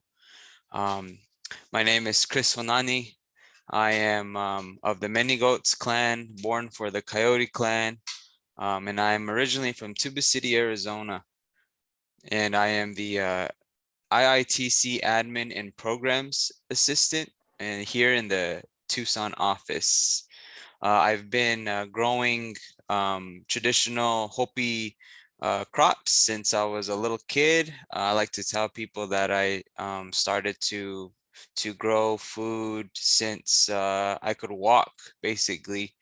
My earliest memories of growing corn and beans actually takes place in this picture that you see here. This is a picture of one of our cornfields up at Hopi, and our bean fields look very similar to this as well. Maybe not as large as this cornfield, but it is in the same sort of environment, desert, dry, no water. The style of farming that we do up at Hopi is called dryland farming. We rely only on our rains and our snow to provide moisture for our crops. And so this is a very special place for me. This is where I find my peace. This is where I find my happiness. And This is where I've learned a lot of life's lessons. And as you can see in this picture here, a lot of our plants are spaced out very far apart. And there's a reason for that. You know, like I said, we don't have any sort of outside irrigation. You know, we only rely on our rain and the snow. So when we plant, we have to make sure that each of our plants has their own space to grow and to pull moisture from the ground. In many other areas where you're able to irrigate, you know, you're able to plant your crops a little bit closer because of the moisture. And so here, in a Hopi perspective, you know, and not only in a Hopi perspective, but in other indigenous perspectives on Tepary beans, we know that these beans are very drought tolerant, heat tolerant. They can withstand high temperatures and low moisture levels. And so that's what really makes them special. They're very resilient. And, you know, I was thinking of a couple words that come to my mind when I think about these beans. And the first word there is resilient. And so resiliency as indigenous peoples is also very important as well. You know, I think we're facing many different challenges these days, and it's important for us to remain resilient. We need to remember who we are as a people and remember that we have survived through other challenges in our past, and we can only move forward. We can learn from these challenges and move forward. That way we can become more resilient as people. And so out at Hopi, we grow mainly one type of tepary bean that I know of, and that's the white tepary bean, and we call it mori in Hopi, and that kind of roughly translates to little bean, tiny bean, because we also grow a couple other varieties, and I'll show those, such as the lima bean, and the lima bean is roughly 3 to 4 times the size of the tepary bean, but in my honest opinion, I love the flavor of tepary beans more than the other beans. It's kind of on the same level, but I would give tepary beans the edge on that. Mainly because the flavor that's packed into the little small seeds is it's something that you won't be able to taste in any other bean that you might buy from the store. And the way that we prepare our beans, at least the way that my grandmother would prepare these beans, was that she would cook these beans with a wild herb that we call nanakwapsi. And I think the common English name for that is bee balm. And some people like to call it wild oregano as well, because it has that same flavor and smell profile of oregano. It's very pungent, and it adds to the nuttiness of the tepary bean. And I think that's the perfect pairing of those beans. You don't need anything else when you cook those beans. Just those two things together really will provide a very satisfying and tasty meal. So that's what I like to, how I like to prepare my beans as well. I keep it very simple. Sometimes I'll add maybe like some pork, just to give it also some fattiness to it as well, and another level of flavor as well. So, you know, feel free to share your recipes. You know, that's another reason why we're here today. We want to share our recipes with each other. We want to, you know, share as much as we can with each other, because I think one thing that we all have in common is our interest and our love for these beans. So, you know, I'm happy to be able to talk about this and my perspective about these beans as well. So this isn't a bean, obviously. This is one of our corn plants. And I like to share this picture in a lot of my presentations I do, because it goes to show how drought tolerant our traditional crops are. Just like the corn, as you can see here, with its long taproot that goes at least a good foot into the soil, the beans also grow very deep into the soil as well. That way they're able to pull that moisture up from the lower levels of soil.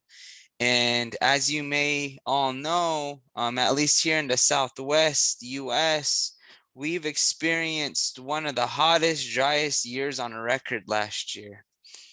And in our outcome document that we created last year, I read one of the sections there that says drought is coming. And that was very true.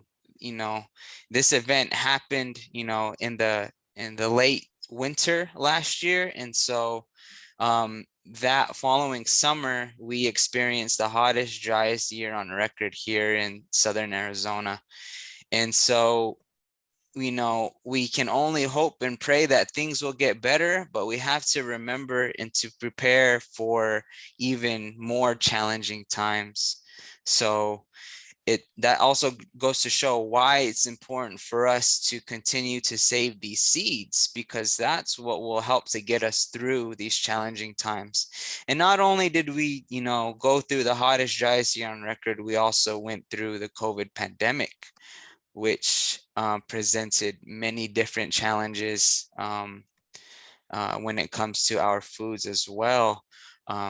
Back home at Hopi, all of our villages actually closed to non-residents. And so, you know, it was a little difficult to get our family members who may live off of the reservation back home to help plant these crops. So it only goes to really show that, you know, we need to remember to save our seeds so that one day when we're able to go back home, we're able to plant them again, and to share with each other about why it's important to save these seeds. Here's a picture of the blue speckled Tepary bean. I actually had the privilege and honor to work at the San Javier Co-op Farm on the San Javier Nation down here in near Tucson, Arizona. So this is one of the varieties that we grew there, and I'm always blown away by how beautiful these beans look. You know, they're blue speckled Tepary bean, and they grow very similar to the other beans as well. But this is just kind of one of the most memorable pictures I have of Tepary beans here. So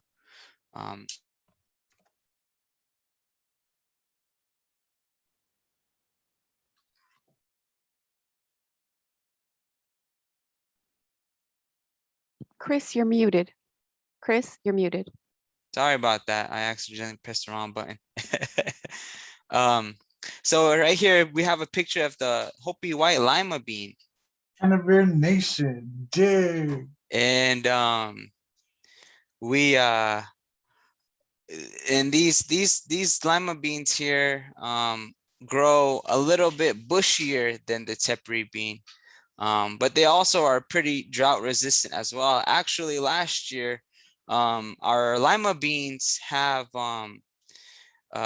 they actually did really good last year, even though it was, you know, really hot and dry. For some reason, the lima beans really, you know, thrived in those conditions. So Hello. this is What's going another on, sir? bean that we want to be able to save for the future. I got a couple things to throw out to you to see if you may have time. Okay. Hold on, we got some feedback coming in. And one of the programs that we're trying to do on our end. All right, I fixed it. Sorry about that. All right, so let's keep it moving here. Our yellow lima bean also did very well last year, despite the drought conditions that we faced. And It's another one of my favorite varieties that I like to grow as well. Grows very similar to the white lima bean. And I want to be able to, save as much of these seeds as possible, because many families back home, I know, are starting to lose these varieties. The amount of seed that people have are going down these days. And so we need to remember to save as much seed as we can, get out to your fields as much as you can to plant these seeds, because this is also a part of our identity as Indigenous peoples.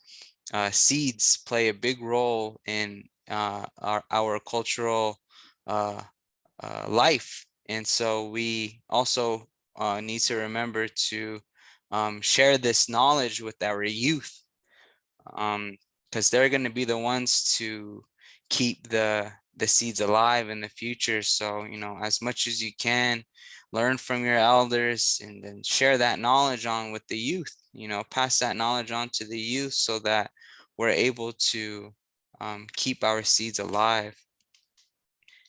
And so this is a picture of me here at the United Nations Convention to Combat Desertification, Land Degradation, and Drought, COP14, Convention of the Parties, the 14th Convention of the Parties. It was held in New Delhi, India, about 2 years ago. And the work that we do at Treaty Council, we are engaged in many levels of the UN. And this is one of the bodies that we actually started to become involved with. I believe I was the first IITC representative to be involved in this convention. And I was invited as a youth.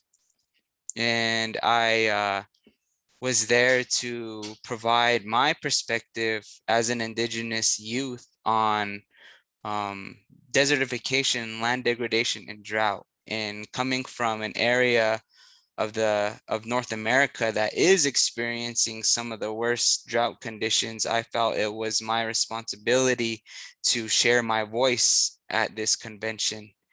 And so I was very humbled to be invited there to speak. That was my first one of my first international journeys to India. And if you ever get the chance to go there, I highly recommend that you do. I learned many different things there, and I also learned different youth perspectives when it comes to drought, land degradation, and desertification. These are topics or issues that we need to always keep, in our minds, in our head. We need to remember to find ways to combat these things. And one of those ways is saving these seeds, because many other communities across the world don't have access to seeds like Tepary beans. And we're in a very, fortunate spot to be able to have these seeds that will help to get us through these hard times. So it's always important to remember that we hold one of the keys to getting through drought, land degradation, and desertification. Here's me when I was working down at the Sanavir Co-op farm, pretending like I knew what I was doing. Yeah, just kidding. Yeah, I mean, farming to me, growing these seeds, growing these beans is something that I always enjoy. It's something that I find my peace in. It's something that helps to get my mind off of things. It's a form of therapy.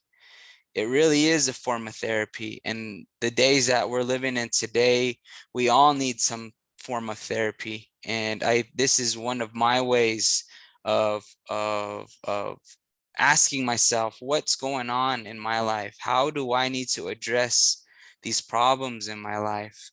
And so, it's always good to be out there in the field and to be with other people in the field and work with other people in the field, sharing that energy with them, because this will only help to create healthier, sufficient, and resilient food networks in our communities. And so we, I encourage everybody to, pick up a shovel, get a handful of seeds, and, it's springtime. It's that time to start to plant our foods again.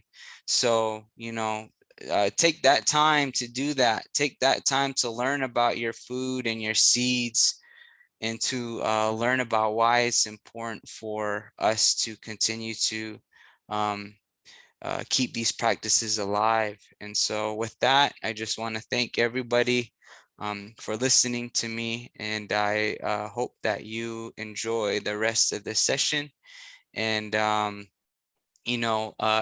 I had put in the chat to go over that first Tepary Bean Gathering outcome document, because what we want to do is to update that and to include new recommendations and to reaffirm some of the items that we put in that outcome document. So I highly encourage you to go through that and provide your suggestions as well, because we want this to be a group effort. We want everybody's input, and we need everybody's perspective. So again, thank you. And we can keep it going, keep the show going. Thank you, everybody. Thank you, Chris. And thank you, Paco and Nolan. I am really blown away just thinking about how we went from, really local from the Autumn community to Yaqui and then to Hopi, but also internationally with the work that Chris shared is really important. And that's something that I've learned here at IATC is how do we use our knowledge to advocate on behalf of not only our communities, but all Indigenous communities all over the world, so that we can continue doing this work. And so we have about 12 minutes for some questions. There were some questions that came up in the chat. One of the first questions for you, Chris, was does wild oregano grow here in the desert? Would you be able to post a picture? So I know I haven't seen it around here locally, but I do know that you can find it where we usually go and harvest it is around the Flagstaff area. I have come to learn that that plant, the nakwapsi, we call hopi or bee balm, grows in very acidic soils. And I'll try to look for a picture here, and I'll try to post it. But I believe the common English name for that plant is bee balm. I believe so. Let me see if I can find that. Okay. While you're doing that, this is a question for any of you. How can we plant native seeds back in the lands and switch off of the industrial food model with governments, specifically here in the United States?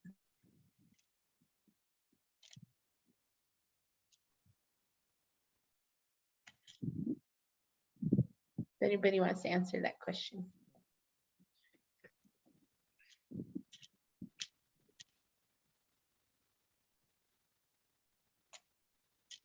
Again, the question was, how can we plant native seeds back in the lands and switch off of the industrial food model with government, specifically in the USA?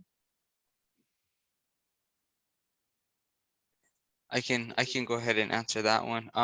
So first off, you need to identify your seed source, and you need to identify your seed source locally. I highly stress to source your seeds locally. Learn about what was grown in your area originally by indigenous peoples, by your people or indigenous peoples that have lived there. Find those seeds. Don't go online and start ordering seeds from different places unless you really have to. Ask around, ask families that you may know that have lived there for a very long time, and try to identify those seed sources locally. That way you're growing seeds that have already been locally adapted to your environment. And you know, that's kind of one way to start doing that as well. What was also the second part of that question? Basically, how do we get away from the industrial food models that are used specifically here in the US? Yeah, so again, you just need to look back at what, you know, indigenous communities were doing before the arrival of colonizers. Basically, we need to look back to see what we were doing originally and try to either revive or restore or strengthen those practices. That way, you know, we can do something that has already been done. You know, we don't need to reinvent the wheel. You know, we just need to go back to what we were doing originally. And thankfully, a lot of our indigenous communities have continued to do those things. So we need to look to our communities and see how they're growing their food, how they're keeping their networks local, and how they're keeping their foods close to home. Okay, thank you.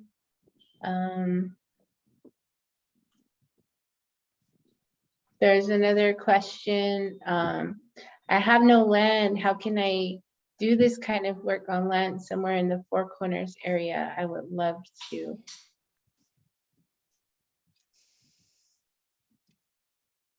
Maybe just in general, if there's anyone out there who has connections in the Four Corners area, or who would be, who has more insight into sharing, you know, yeah, I mean, and we're all in different situations in terms of land. Like Nolan said, you know, they're growing on 57 acres. There's family farms,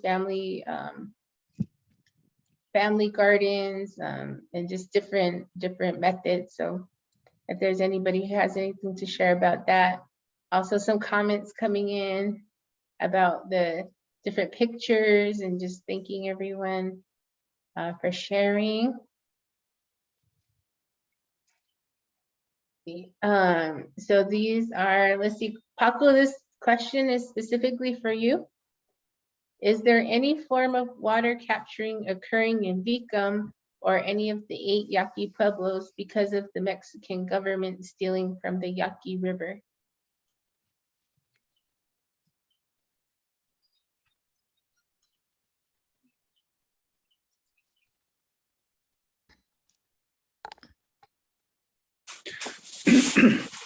Bueno, yo comentaba que Well, I was saying that back in the 70s and the 80s, that was the last time that our Yaqui River had water. Then drought came and the steal from the Yaqui River and from the tribe as well.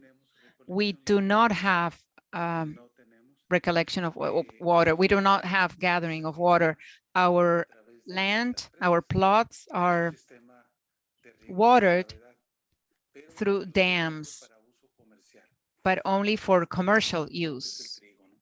And we're talking about corn here.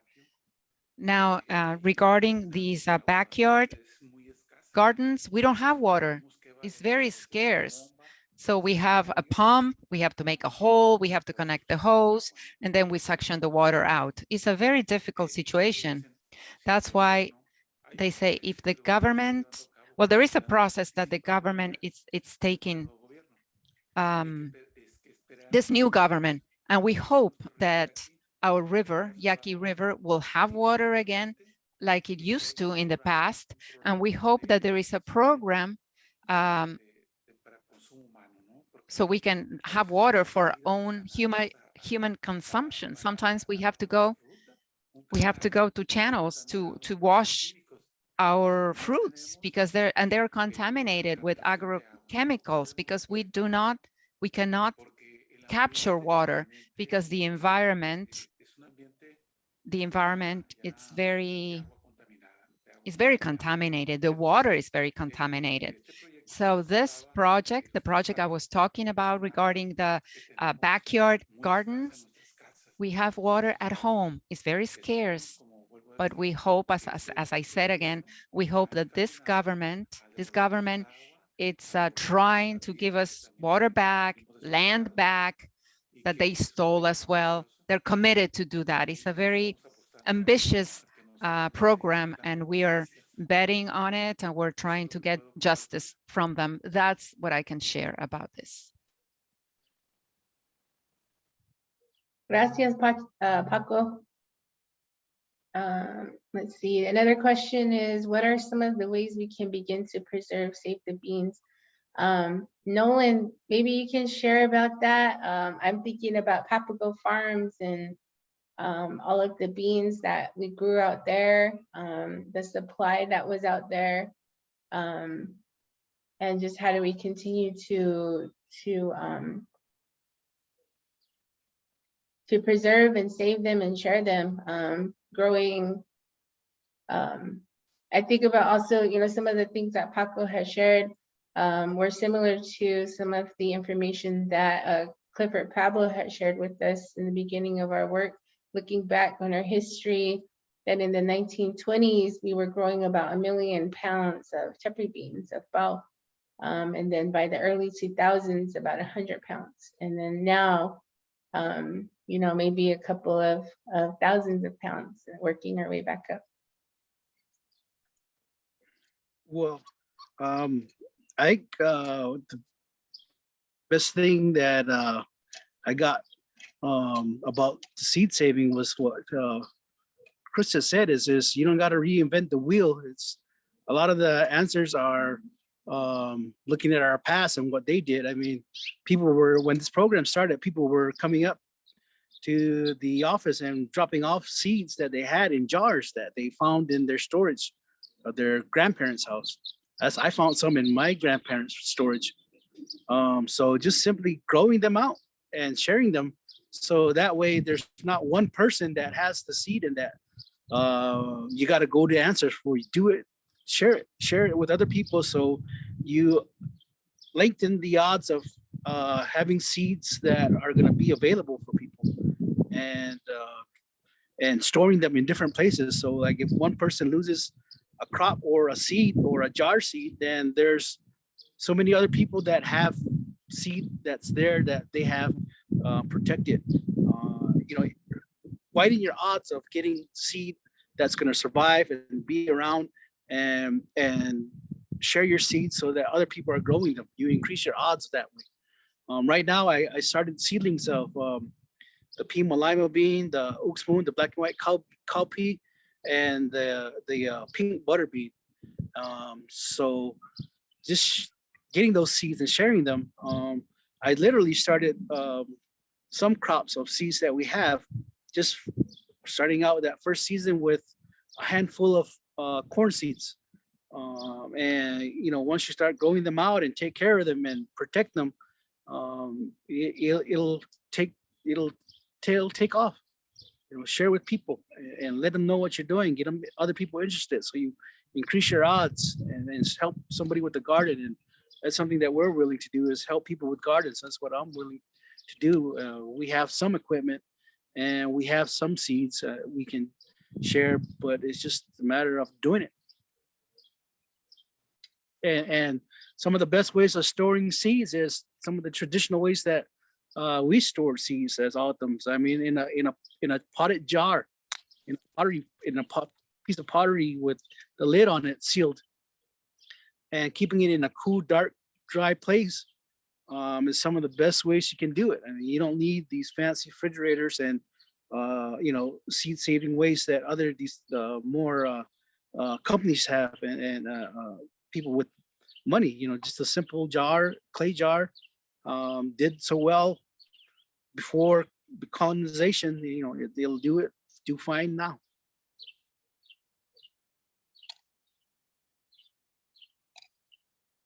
Thank you, Nolan. Okay, we're gonna close out this part of the agenda today, but I want to say again, thank you to Nolan and Paco and Chris for sharing all of your knowledge, and we can hear the passion and the dedication to doing this work, and to our communities and everything that you shared, and just appreciate you. We know it's hard work, and you gotta love it. You gotta love it. I guess one thing I wanted, someone had shared for settlers, how can we help with public lands, and so to speak. And I would just say, for allies, for supporters, utilizing your help to advocate for water rights, for land back, and also in institutions that maybe have been hard for us to get into, advocating on our behalf that we have the right to grow our foods and to have access to our seeds and what have you. That's always a really good thing. All righty. A lot of good comments. Thank you again to everyone for joining us, for being here with us as we talk about bao, but also, you know, we can't talk about bao or beans without talking about our other foods. And it's just a reminder of how intimate our foods are, and how the relationship between them, and we can't have one without the other. And I'm getting hungry over here. Thinking about all the good food that we have to look forward to. And so there's comments coming in, but we're going to move on. We can come back to some of these things, if not at the end of today. Tomorrow is going to be the second day of the e-Hemapai. But right now we're going to move on to our next speaker. And this is the community feature. The Native American Advancement Foundation is based out of Gawa'a District. And for us locally, we've been watching the amazing work that is being done by the Gawa'a community members and young people like Miss Adriana Fitz, who is here with us to share about the work that NAF is doing around Ruth's Garden and anything else she'd like to share with us today. So Adriana, if you're ready, we're gonna pass the mic to you. Okay. Good Saturday. Anya Abjugik Adriana Fitz. Good morning. My name is Adriana Fitz. I was raised in Aho. I live in Hikuan and I work here in Guva'a for Native American Advancement Foundation. I'm the after school program coordinator and garden coordinator. I create packets for kids, about 126 packets. So that's about 500 and maybe 26. Hold on. I create them twice a month. They're it's usually based off, sometimes it's based off of the holidays, and also another packet with education. There are activities, color pages, self-help, and much more. It's just to keep the kids engaged and helping also with their culture, helping like the autumn flashcards. I also put those in the packets, so they will learn with those.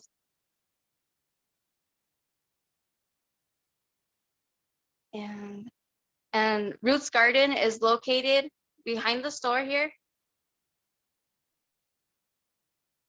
And the main objective for this garden is to spark interest, be self-sustainable, and have culture continuation.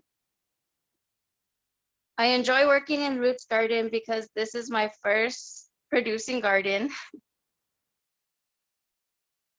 And I get to see the growth that comes out of it. I see the faces of the people that have been working on this garden. They've been helping me through this time, and our volunteers, they work really good.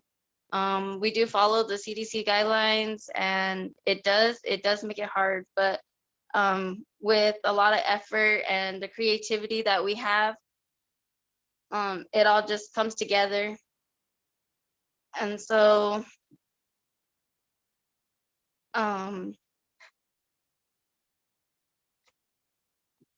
the struggles that we have, but with every struggle, we get a step higher. We continue to get stronger. So when my interest began in gardening, I was about 6 years old. And the first time I seen red chili. My grandma was planting red chili in her front yard. And so that was the first time I realized that food came from plants, that came from the ground. And it was really cool. And so she explained to me how gardening works. And then when I was about 11, I attended an ISDA event, which is International Sonoran Desert Alliance in Ajo, Arizona. And they had a garden workshop there. And so that's when I learned about the soil, the compost, what you could put in there to mix everything together, and planting the seeds to help it grow, to make it stronger. And so a couple years later, I began starting to plant my own garden on the side of my house. And so we sifted the dirt, and we put the soil, the compost, planted cucumbers and tomatoes, and they were growing really good. The tomatoes, they weren't fully ready, but it was enough to where it was almost going to produce. And so we had to move, and so I was going to take it with me. And so when I took it, it didn't survive the move. But there's always going to be something that will hold us back, but we just got to keep trying and trying again. And then when I attended the TOCC, I had a science class where I was working with Clifford and Rayshawn, Joyce, Deandra, and just to name a few. So we transplanted some figs and pomegranates in the back of the dorm. We also worked on an irrigation system on the side. We're building that. Unfortunately, I left before I could see the full outcome. And so I haven't been back since. So, but I did hear that it was working good. And then after I graduated college, and got my associates, I was working for Johnson O'Malley in Ajo, for the Ajo school. And so they also had a school garden there. I was able to see the kids and how they were growing there, and their expressions, and their excitement. And so we were over there, and then I collaborated with Nina and Sterling with the Center for Sustainable Agriculture. And we would do, for the JOM students, the ones who were part of the program, we would host events so that way we can have like a garden workshop. And so the children will come out and they'll plant, and it turned out really good. It turned out okay. A few came, and they were excited.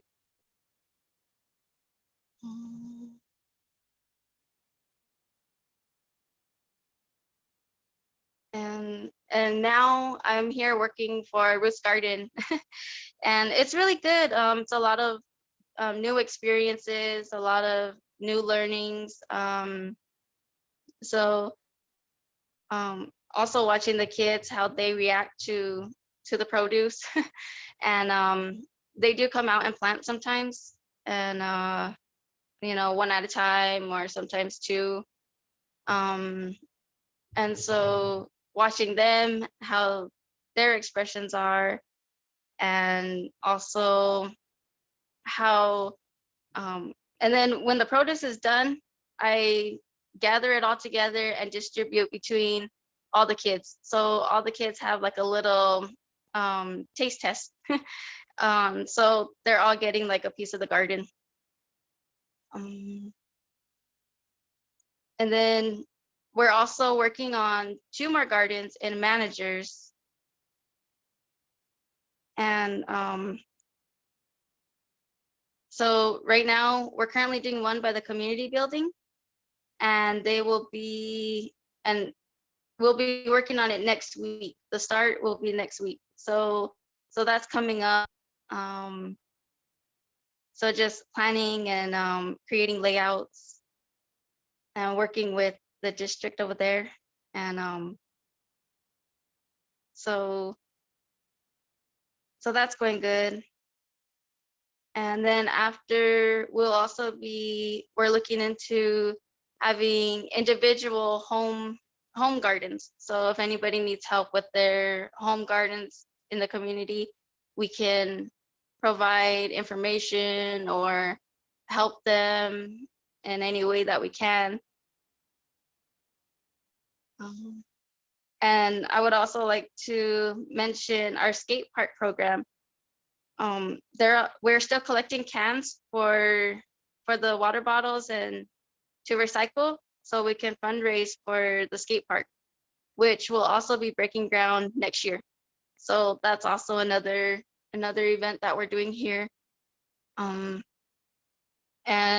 but the only thing that they don't accept is milk jugs, and then the green clear bottles like the Sprite, ginger ale, and the 7-Up. And so if you just it's just mainly the cans and the clear water bottles or anything that you can kind of see through. And so I would like to thank Amy and Chris for hosting this event and inviting me. Skugtash, and I'll answer. Good day. Have a great day, everybody. And then I'll answer questions in the chat. Thank you. Apo Adriana, thank you. Thank you for being here with us and sharing the work that you're doing. Maybe in the chat box, you can post your website, a link to your Facebook page, and if you have any fundraising links, yeah, that would be helpful. And I invite everyone to visit those pages. Yeah, and you can see photos, you can get updates of all of their different projects, and we're all excited for this skate park because it's something that has been talked about for a long time on the nation in different communities, but Kawal is getting it done. And they just received, maybe you can talk about the grant that you had received. That was pretty amazing to get that started. Oh yes, the I think it's called the Fiesta Bowl, grant. Yes. So we got awarded that grant, and so that was a lot of help too. It was really cool. Yeah. And then also the Tony Hawk Foundation, we also received that grant too. So it's coming along, and it's really interesting, and it's really great, you know, to see how the kids are involved in all this, and how, you know, it was their idea to start this, and NAF has just been on the been supporting financially, and, you know, being just in full on support for everything. And it's really cool, like, you know, to see all the kids and how they're really excited. Now that it's coming closer and closer, they're getting more excited each day. So it's really cool. It's a good reminder of how talented our kids are. Not only, you know, with being reintroduced and being taught to grow food and producing food, but skating and art and different things like that. And in my experience, when we combine all of those things, the traditional with the modern, that it really fits together to help make it fun and interesting, and you know, to keep the kids coming back. You do have a question here in the chat. The question is, are the packets you put together available to children off the res?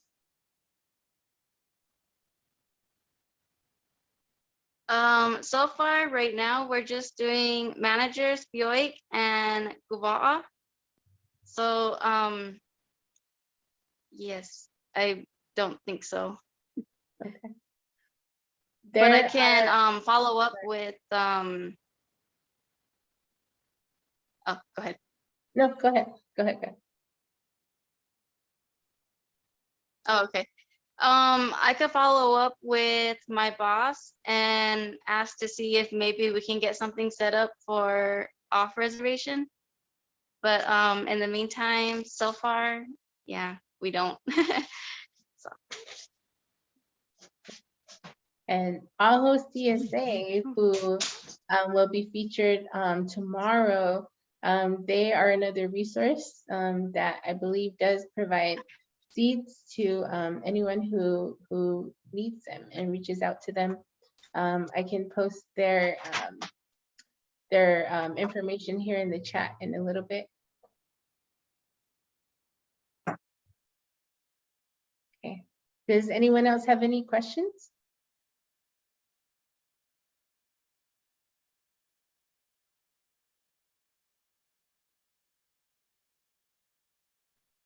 It's really exciting from where Nolan is. Nolan's located more eastern, the eastern central part of the Tohono Nation. The Tohono Nation is 2.8 million acres. It's about the size of Connecticut. And so when you think about a land that size, you should also consider that we only have one grocery store. So just imagine one grocery store for the size, for a state the size of Connecticut, or for the state of Connecticut. And that's in Batches, and that is located in Sells or Gamshuga-Wawasik, which is the capital of the Tohono Nation. So it's a long distance for communities from where Adriana is, Guwa'a district. It's a long distance just to get to a grocery store. But Guwa'a district is really inspiring in the work that they've been doing for their communities. There's a store. So Adriana talked about a store. There's a small grocery store there. And then that is the center of the projects that she's talking about with Roots Garden and their offices. And then also Manager's Dam, or Adisjug, which is located on the border. The Tohono Nation also shares 75 miles of international border between the US and Mexico. And that community being there, you can stand at the border and look across and see fields. There is a dam there that the community has historically used for growing food. So it's really historic and really amazing to see what NAF and the communities are doing together, because you know it really is a comeback of our t-oidag himdag, and it's so exciting to see. Really exciting to see. So thank you and good job to NAF and to you, Adriana. We don't know each other well, but I I and many other community members are watching and are happy to see and support you all. Let's see. All right, so Adriana, you guys are on TikTok as well? Mhm. All right. Yeah, I don't think there's anything on there from what I've seen. I just barely seen it recently. So I haven't seen anything up yet, but I guess we will plan to put something up. So, yes. And then Twitter, Instagram, I don't even know what else. Facebook. I think those are all of them. Yes, I believe that's all the social media that we have. Okay. There's a comment that came in that says, thanks for sharing what you are doing with the autumn children in Ajo and the Western communities. Thank you. Okay, let's see.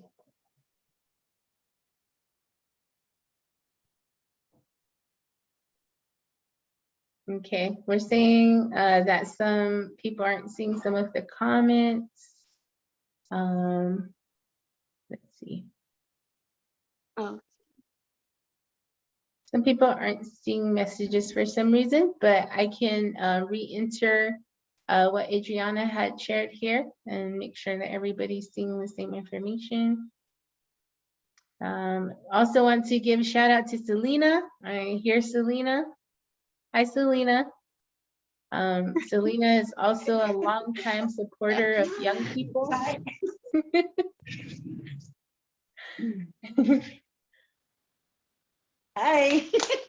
Hi, Selena. Yeah, I was listening on the first part of the your presentation.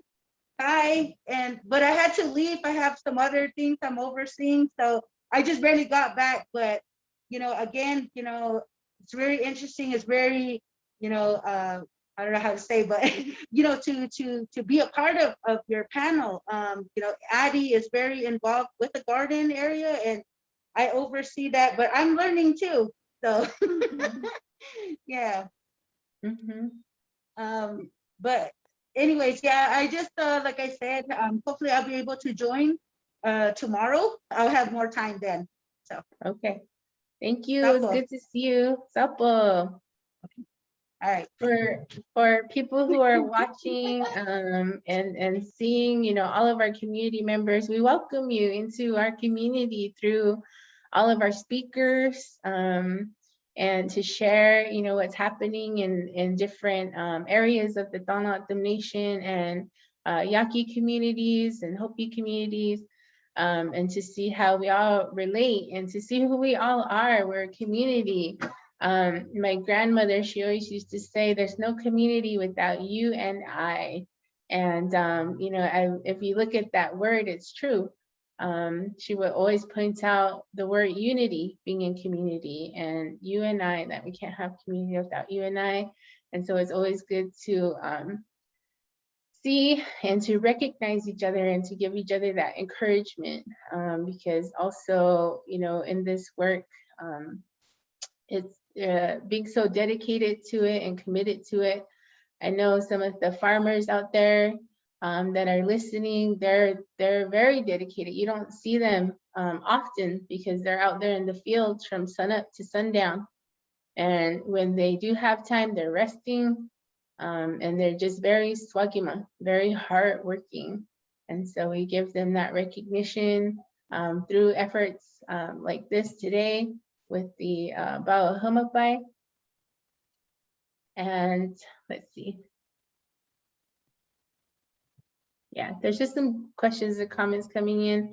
If there are no more questions for Adriana, we're going to end her presentation here. Adriana, do you have any parting words, last words?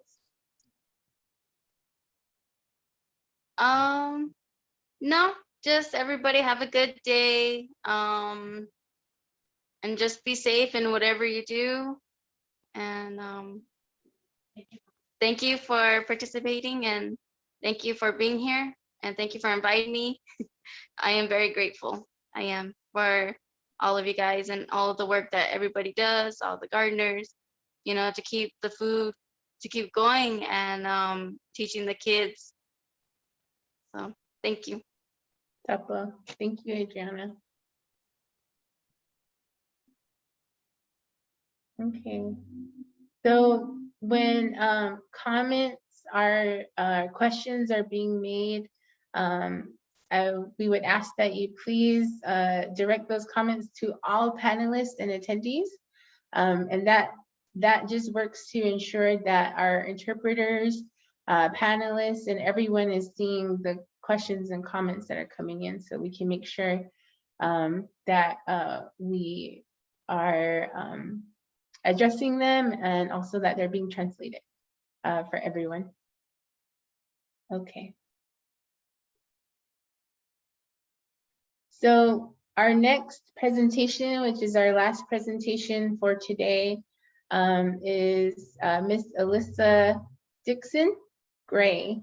And Alyssa is a longtime friend of mine who is, you know, a young woman, mother from the Akakimud Autumn community, Gila River Indian community just north of us. So traditionally, Autumn land spanned south to Hermosillo, Mexico, north to what is now Scottsdale, Phoenix area, east to the San Pedro River, and west to the Sea of Cortez. So there's different bands, if you will, our Autumn communities. There's Donna Autumn, Guriaki Autumn, which is Gila River Indian community, Ankh Akimurattam, which is the Salt River Pima Maricopa Indian community, Akjin Indian community near Maricopa, and then also Hiacharattam and Autumn in Mexico. And so Alyssa is going to be joining us here soon, but we have a couple of minutes. I'm going to be respectful of her time and her preparation. So Damien, are you there? There was a question that came in for you that we can talk about while we're getting set up here. Someone was curious to what kind of squash you were growing and how is it dried and used as food for later. Are you there to answer this question?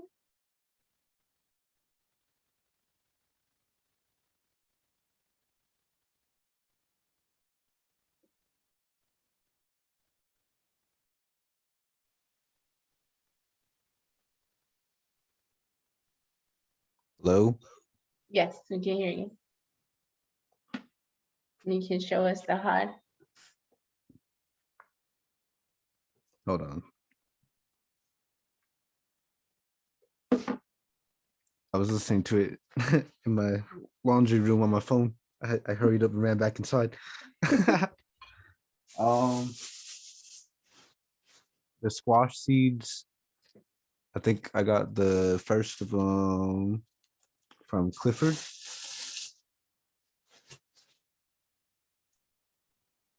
No, I got the beans from Clifford. I got the squash from Native Seed Search, I think. So originally from Queenswell. So that's where I got the seeds from. And then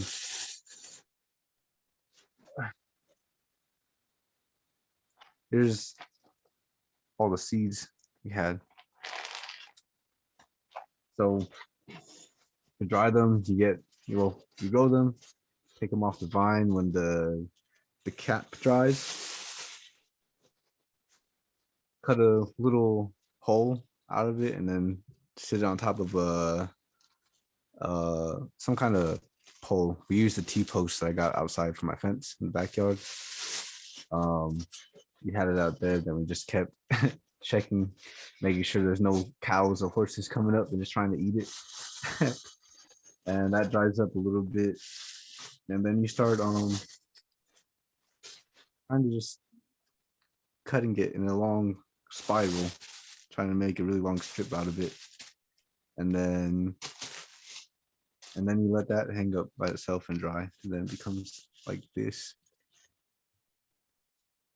So I'm told that to use it again, you just heat it up, put it in some boiling water, right? So I've never tried it myself. This is like, again, I'm doing this as I go, but this is all the squash. Like all of these, it's so weird to me that these were all like 20 pounds all together at some point. So it's like, this is shit. You did a really good job. That it looks really white, really clean.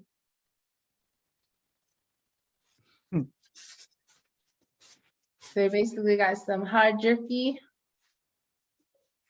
and it'll last for a really long time, just like a lot of our foods, whether it's our beans, our corn, the hard, that's definitely the way to keep it stored for a while, as well as joram and other things. But we can also get back to that. Thank you for running back to your computer and sharing and showing us. Janine, that question came from Janine. She's one of my coworkers, so I can connect you with her. And thank you for that question, Janine. All right, so we're gonna tune into Alyssa. Alyssa, are you ready? Yeah, can you hear me? Yes. All right, the mic is yours. Good gosh, Ani Ojedik, Alyssa Dixon, Ani Amjang. Hello, good day. My name is Alyssa Dixon, and I come from the Hill River Indian community from a village called Yaqui, in our District 5, Casablanca area. I'm so excited to be here with you guys all today. Thank you, Amy, for asking me to join you all. And you can't hear me? I can hear you. You can hear me? Yeah. If you can hear her, it may be your interpretation. Make sure that you are on the English channel. Give me 1 second.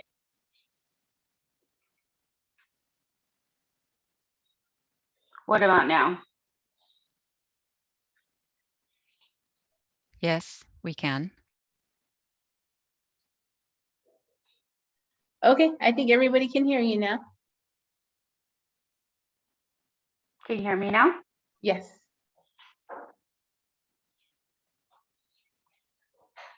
Yes.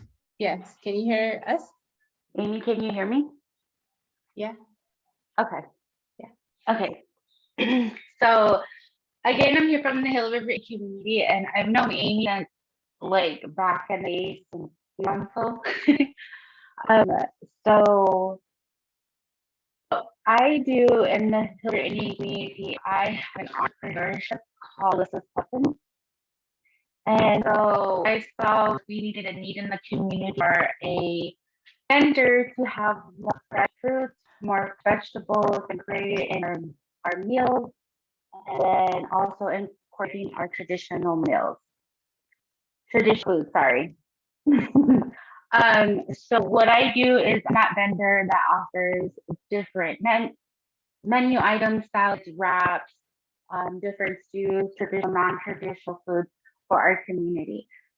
I've been doing this going 4 years now. And so last year, 2020 pandemic hit, and it was just really a hit not only to myself, but to that I was offering our community.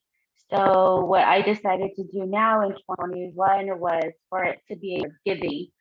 Giving to the community as in, appreciation of all the love support that I've gotten from everybody and the different types of food that we offer at Alyssa's Custom.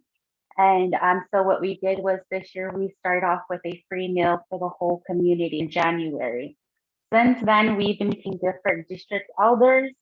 We went to District 1, District 2. We just finished up District 6 this month. We're in the works of feeding District 3 elders, and our community is kind of split up between 1 to 7 districts. So I'm trying to hit all those districts this year. Also on top of offering free meals throughout the year also.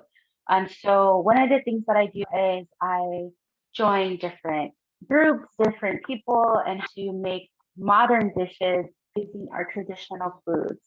So the act that we have in Hill River is to Ramona Farms. And so what I do is any of my traditional beans, corn from Ramona Farms. So one thing that we like to do is we like to really utilize our stock up here, our white beans. This is one of the in the community notice it's also a favorite with children because it has like that slightly sweet taste too. So we're gonna be making a simple food out of this. I really like to cook with color, and this recipe kind of came up out of like just seeing what we had left in our fridge. So I try to make sure that we have fresh vegetables in our fridge at all times. And on Sundays, I like to go through my fridge, find what I have left over or what needs to be, used up before that goes bad. Try to eliminate as much food waste as possible. So this is kind of how we came up with this recipe. It is going to be full color. It's interchangeable. You can use whatever you have. If you don't have parsley, you have cilantro, you can use that. Any type of cucumber will work. If you don't have red onion and you have yellow or white onion, that will work. Or if you don't like onions, you have to put it in there. Also the tomatoes, use cherry tomatoes or tomatoes. If you don't have that and you have Roman tomatoes or anything like that, you're more than welcome. Any color bell pepper will work. And if you don't have olive oil, you can use corn oil, whatever you may have in your home. The thing that I also try to remind people that a recipe is merely a suggestion. You always want to cook for your home, make sure that whoever it is that you're cooking for will enjoy it, and also try to be as creative as possible. Venture out and try things. It's just eating with color is a lot more healthier than eating just plain white or anything like that that may not have a nutritional value to it. Green is a really big color in our kitchen. We eat spinach a lot in the morning with our eggs. Any way that you can incorporate a healthier option to your food, your daily food is going to be good for the long run. As Amy mentioned, I am a mother. I have a 15-year-old, I have a soon-to-be 8-year-old and a 6-month-old. So I'm always in the kitchen cooking, and with the pandemic, everybody is home. So I'm constantly trying to make something healthy snacks. And so this is something that can throw together for a lunch. They can snack on either later on in the day, or they get hungry, they can get some chips and eat it, or they can eat it just like this. So everything I do, I just try to make it easy, try to make it as simple, and try to make it just simple and kid-friendly as possible. So again, I do have these kids and I do try to make sure that I am slowly introducing little things to them here and there. They are very honest with me, telling me whether or not they like it or they don't. So I just try to pick on what it is they do and don't. My son is going to be 8. He does not like spinach, but I found a way to get him to eat spinach with his eggs. So I'm good with that. So again, it's very simple, very easy. We have our white Tepary beans here. They're cooked and they're cooled. You can Tepary beans or any kind of buff, warm or cold, it's fine. You can throw it in a salad too. And then we have our purple onion here. We have our red bell pepper. We have cucumber. This is an English cucumber. And then we have our grape tomatoes. And then we have our parsley that may be thrown on top there. Our salt and pepper and our olive oil. So it's very simple, very easy. Make sure you're washing your fruits and vegetables you get from home from the grocery store, and you're just going to throw everything in with your beans. You can add as much or as little as you want. Again, it's for the comfort of home.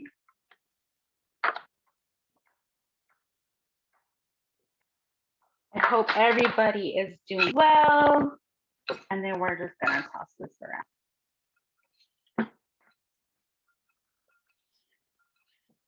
And this is something that was a favorite last year, especially right now, it's starting to warm in the summertime. It's just something really fresh, really easy to make so everybody can enjoy it.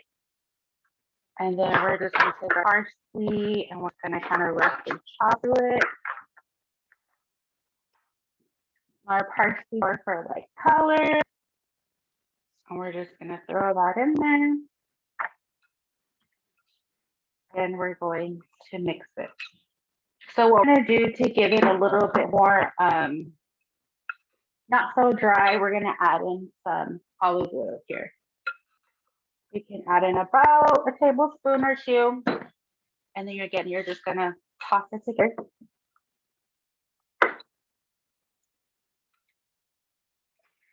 And we have our salt and pepper here. You can add in as little, as much as you want.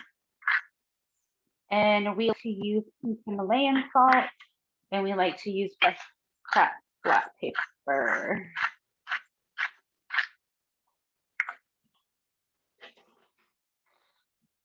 And we're just gonna mix that together. You would like to add a lemon, some lemon juice, fresh squeezed lemon juice into this, or some lime juice, more than welcome to. And that's pretty much it. This is best served cold or like chilled. And there we go. We have a fresh white Tepary bean salad. You can pair it with anything. You can pair it with chicken, you can have it as a side with fish, or like, let's see what else. Anything that you would summer pretty much. Yeah, very simple, very easy. What we do at Wisconsin is we try to make sure we make things simple and easy and creative accessible, so everyone can have an idea of what it's just to eat a little bit different, not so much. I know our traditional, what I want to say, our traditional, wonton and our chimak, it's a comfort food. We want to keep things in our kitchen, but also it's a good idea to try to be as fresh as possible. And some people have different vegetables in the fridge, don't know what to do with it. So what we try to do is give them different ideas of how to eat them. That's pretty much it. Damien said, and my mouth started watering. Thinking about all the fresh flavors and taste. Can you hear us, Alyssa? I'm sorry, what was that? Can you hear us? I can hear you now. Okay. We were just commenting on that looks delicious. And I could just imagine all of the different flavors that are going on. I love it. And those are all definitely veggies that are getting started now. Our cucumbers, our onions, our tomatoes and chilies, and if we have herbs going, all very simple. I love it. Thank you, Alyssa. Alyssa, are there any other favorite recipes that you like using bok? One of the ones that in Hill River everybody really enjoys is the white Tepary beans that we. So the way we make that is with half and half white Tepary beans and garbanzo beans. So traditional hummus is just straight garbanzo beans with like tahini, but we cut it in half. And we use that on different spreads for like wraps, sandwiches, and replace of mayo. And we also like to do grilled chicken wrap. We're mainly focused in Hill River for some reason. We like white beans, the buff better versus the brown, but trying to figure out a way to utilize the brown and more maybe a veggie burger and share that with the community. So thinking maybe that might be the next like community meal that to share with everyone is a meat whisper. So yeah. Awesome. If anyone has any questions out there for Alyssa, she's very knowledgeable. She's very involved in the community, but also building a business around food, around traditional foods, especially with kids. And, like she said, working with Judum and Alpha and the baby. And, it's just, that's also another element that I think is really important and good to hear and see from someone like Alyssa as a mom, to see, you know, how we heard from a lot of the gentlemen today about the growing and the process of it. And so to think of the next process, which is into our kitchens, for, you know, to cook and all of that, and to provide for our families to eat, and always thinking of ways to make it delicious and appealing to our families. Because I remember, for example, like with Jordan, with choya buds growing up, there was always a dish at our family gatherings, but I never liked it. I didn't like it when I first, you know, tried it, but because it was consistent at our family gatherings, and I guess maybe as my palate developed, like it now, you know, I love it and I enjoy it and I look forward to it all the time, you know, especially now in Jordan season. So let's see. A question did come in for you, Alyssa.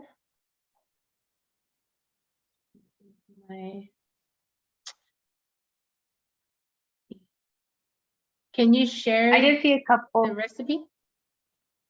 Yes, I'll go ahead and email that to you. And if you guys if you want to email it out, that's perfectly fine. And then also the white Tepary bean hummus, I can email you both recipes, so you can send those out. Okay. Let's see, what can I share? So the way that Alyssa's cookbook got started was I was actually working for an Indigenous farmer, and I had been there for a total about 5 years, and my 30th birthday coming up. And I was kind of like, well, what am I doing? Like, am I growing here? Am I, you know, what am I doing? I didn't really see much growth where I was at, so I decided to do something that I saw that was needed in the community. We were always taught and brought up in our family that you get to the community, you see wherever it is that you can help, you try to make sure that you stay that connection with the community, and my connection was your food. When we talk about culture and all the things that culture has, you know, I just tell everyone my connection with our culture is our food. And growing up in Phoenix when I was younger, I noticed that there was different foods that were eaten in Phoenix versus home at my grandma's house. So like at home we ate buff. We didn't eat that in Phoenix. We also had, you know, the autumn corn, the guys said we didn't eat that in Phoenix. So I knew that it was something special and unique to us as them. So that was my connection. We grew up church. I grew up in the church, constantly cooking, cleaning in the church, and our family was the family that made sure everybody was fed, or whatever it was, if it was camp meeting, revival, funerals, anything like that. And you know, just being there and listening to the women, my elders are no longer here, just hearing the story they have. I wanted to share that with everybody. So my first year of Alyssa's lesson, I actually was able to get a group of teachers and teach them the things that I knew, and share different stories of how we grew up, or different that we related to, or someone that didn't know anything at all. So it was a treat to be able to have that conversation with them and to be able to talk with. Since then, it's just snowballed conversations with you throughout our community, and I just feel very honored, and I feel like I'm fulfilling my duty as an Okima awesome and as a mom to be able to share these with my community. And it's just you know, making sure that I connect with the elders, make sure that I'm connecting with the youth, and making sure that I'm talking to those that need help, like me, like a mom. Right now, my mom is so stressful and so much, you get overwhelmed, but knowing that we can do together, it's going to be okay. So there's a lot of things that we talk about at Alyssa's Custom. When I do talk with the kids during this, we do talk about different terms such as food sovereignty, justice, food availability, food sustainability, for them to understand those terms are going to be very important when they get older. So when the whole pandemic started, I reached out to some of the students from the year before, asking that they remembered the simple teachings of making a pot of beans, of making chumot, of making dough, because these are the times that we're going to need that, just that some basic teaching of knowledge of our tradition. So it's been quite a ride, and I love what we do. I really do incorporate my family, whether it's my immediate family or my auntie's mom, my sisters, my cousins that are willing to help and learn. It's really not just me, a group of us. It's in the community that are about our food and that want to keep our food alive. And also gardening. Gardening is so for some reason in Hill River, it really is a struggle. But those that are continuing to do it and that have the patience and time, I really do commend all of you guys and our farmers. I see firsthand it is that you guys all go through, and trust me, I just, you know, really appreciate that. And so I'm trying to fill in a part of that when you're farming and how does it get to your table? How is it prepared? The safety of it, everything, we talk about everything. So it's just a simple dish that we can throw together. If you have leftover beans and you don't know what to do with it, this is something that we can offer you as some solution. And just think outside the box. Think about things that are available. We talk about foodability, and you know, Hill River doesn't necessarily have the best type of grocery store. So we do go to the outside. We do go to Fry, Bashes, Foodie, and these simple things are always there, staple food there. So yeah, I don't know if anybody else has any more questions. There was one more question, which was, do you grow the beans or is it purchased? If purchased, where from? We did try to grow the beans last year, but I'm not too sure what happened. I think the person that we were kind of grouped up with, they overweight it. So what I do is I usually buy them from Ramona Farms.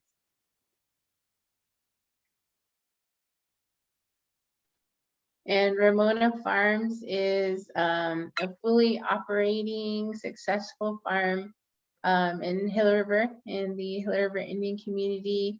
I believe they also have a website that you can check out. And what I've always enjoyed with Ramona Farms, because we have several farms that we're able to, well, not several, we're growing them, but Santa Vera Co-op Farm has a store, has different foods available, like we have chu'i, which is mesquite flour, totabao, suagbao, and just different things within season, jorem, which are the choya buds, baidachito, and things like that.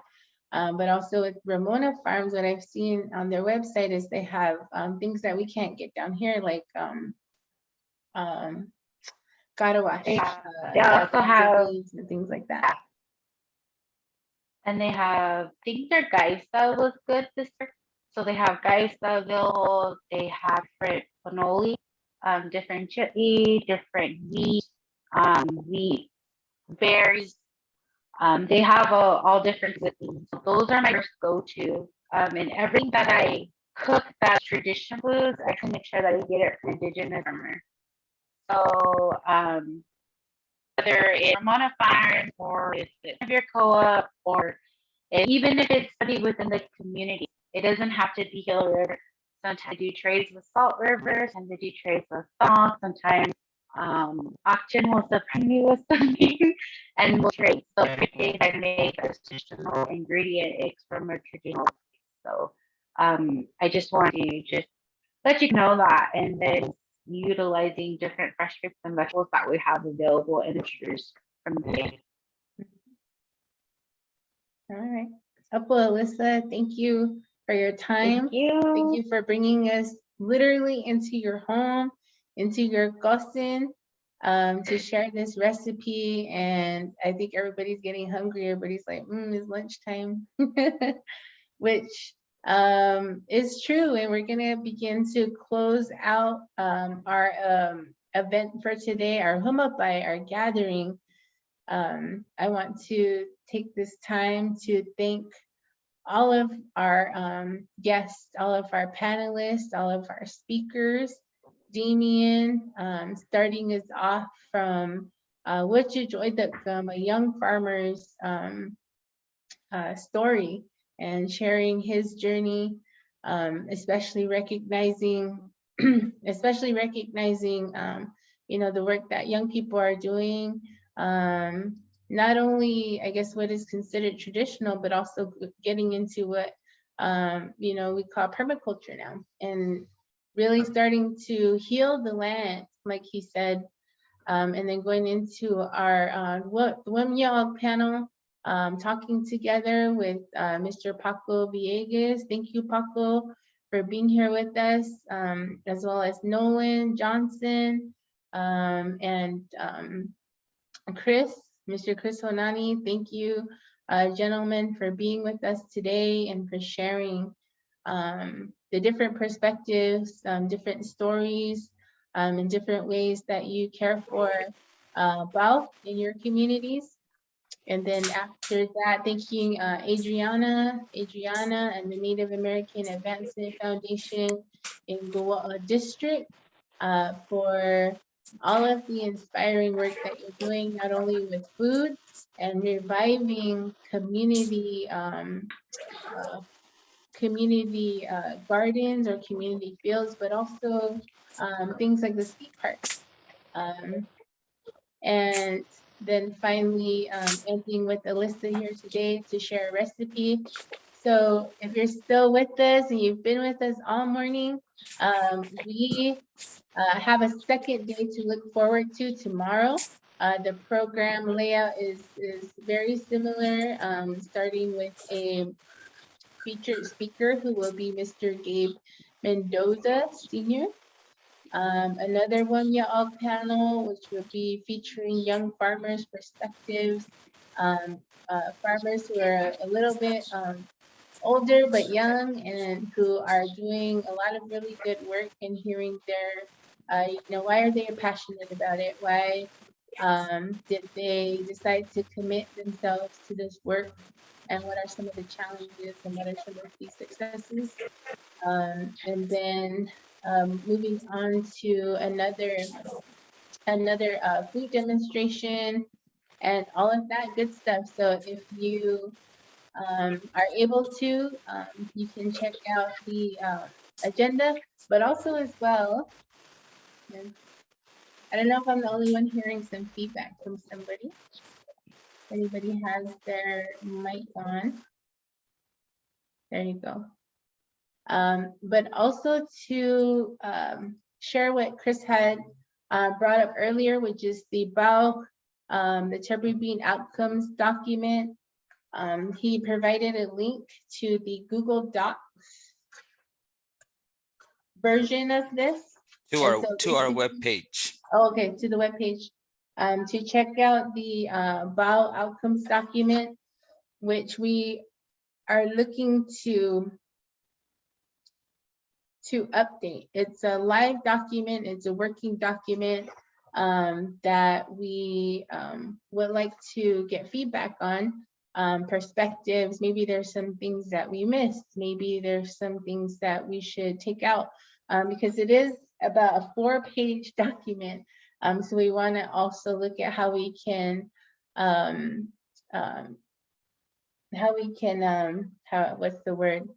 how we can condense that, but also keep the strong language and strong intentions for the work moving forward.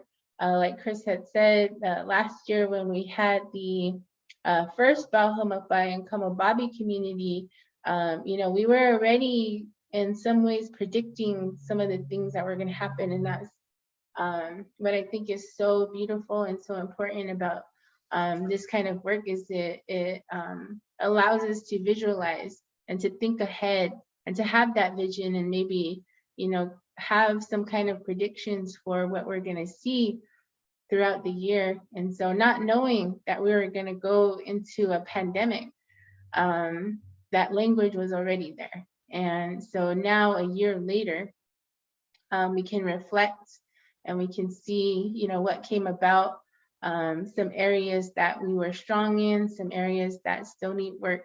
But this event today and tomorrow is just a way of doing that, connecting everyone, having conversations, reminding people of things. That was another word that was being used today in the chat, but also some of the messages I was getting in my phone, which was, you know, having these conversations were reminding people of why this is important, reminding them of growing up and the different people that they've learned from, and this is what it's all about. So we are at the end of our program.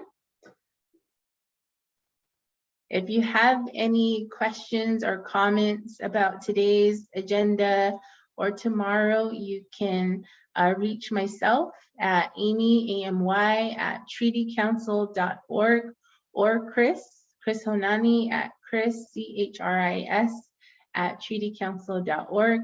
And we will also keep tabs on the links that were sent to us for NAF, also sharing some links for Ajo CSA and Sanibert Co-op Farm and Ramona Farms, and all of these resources that we have in our community. And thank you for being here with us. Thank you for your comments. Thank you for your feedback. And thank you for your time, and enjoy the rest of your day. Sapa, and please join us tomorrow, same time, 9 a.m. To about 12:15.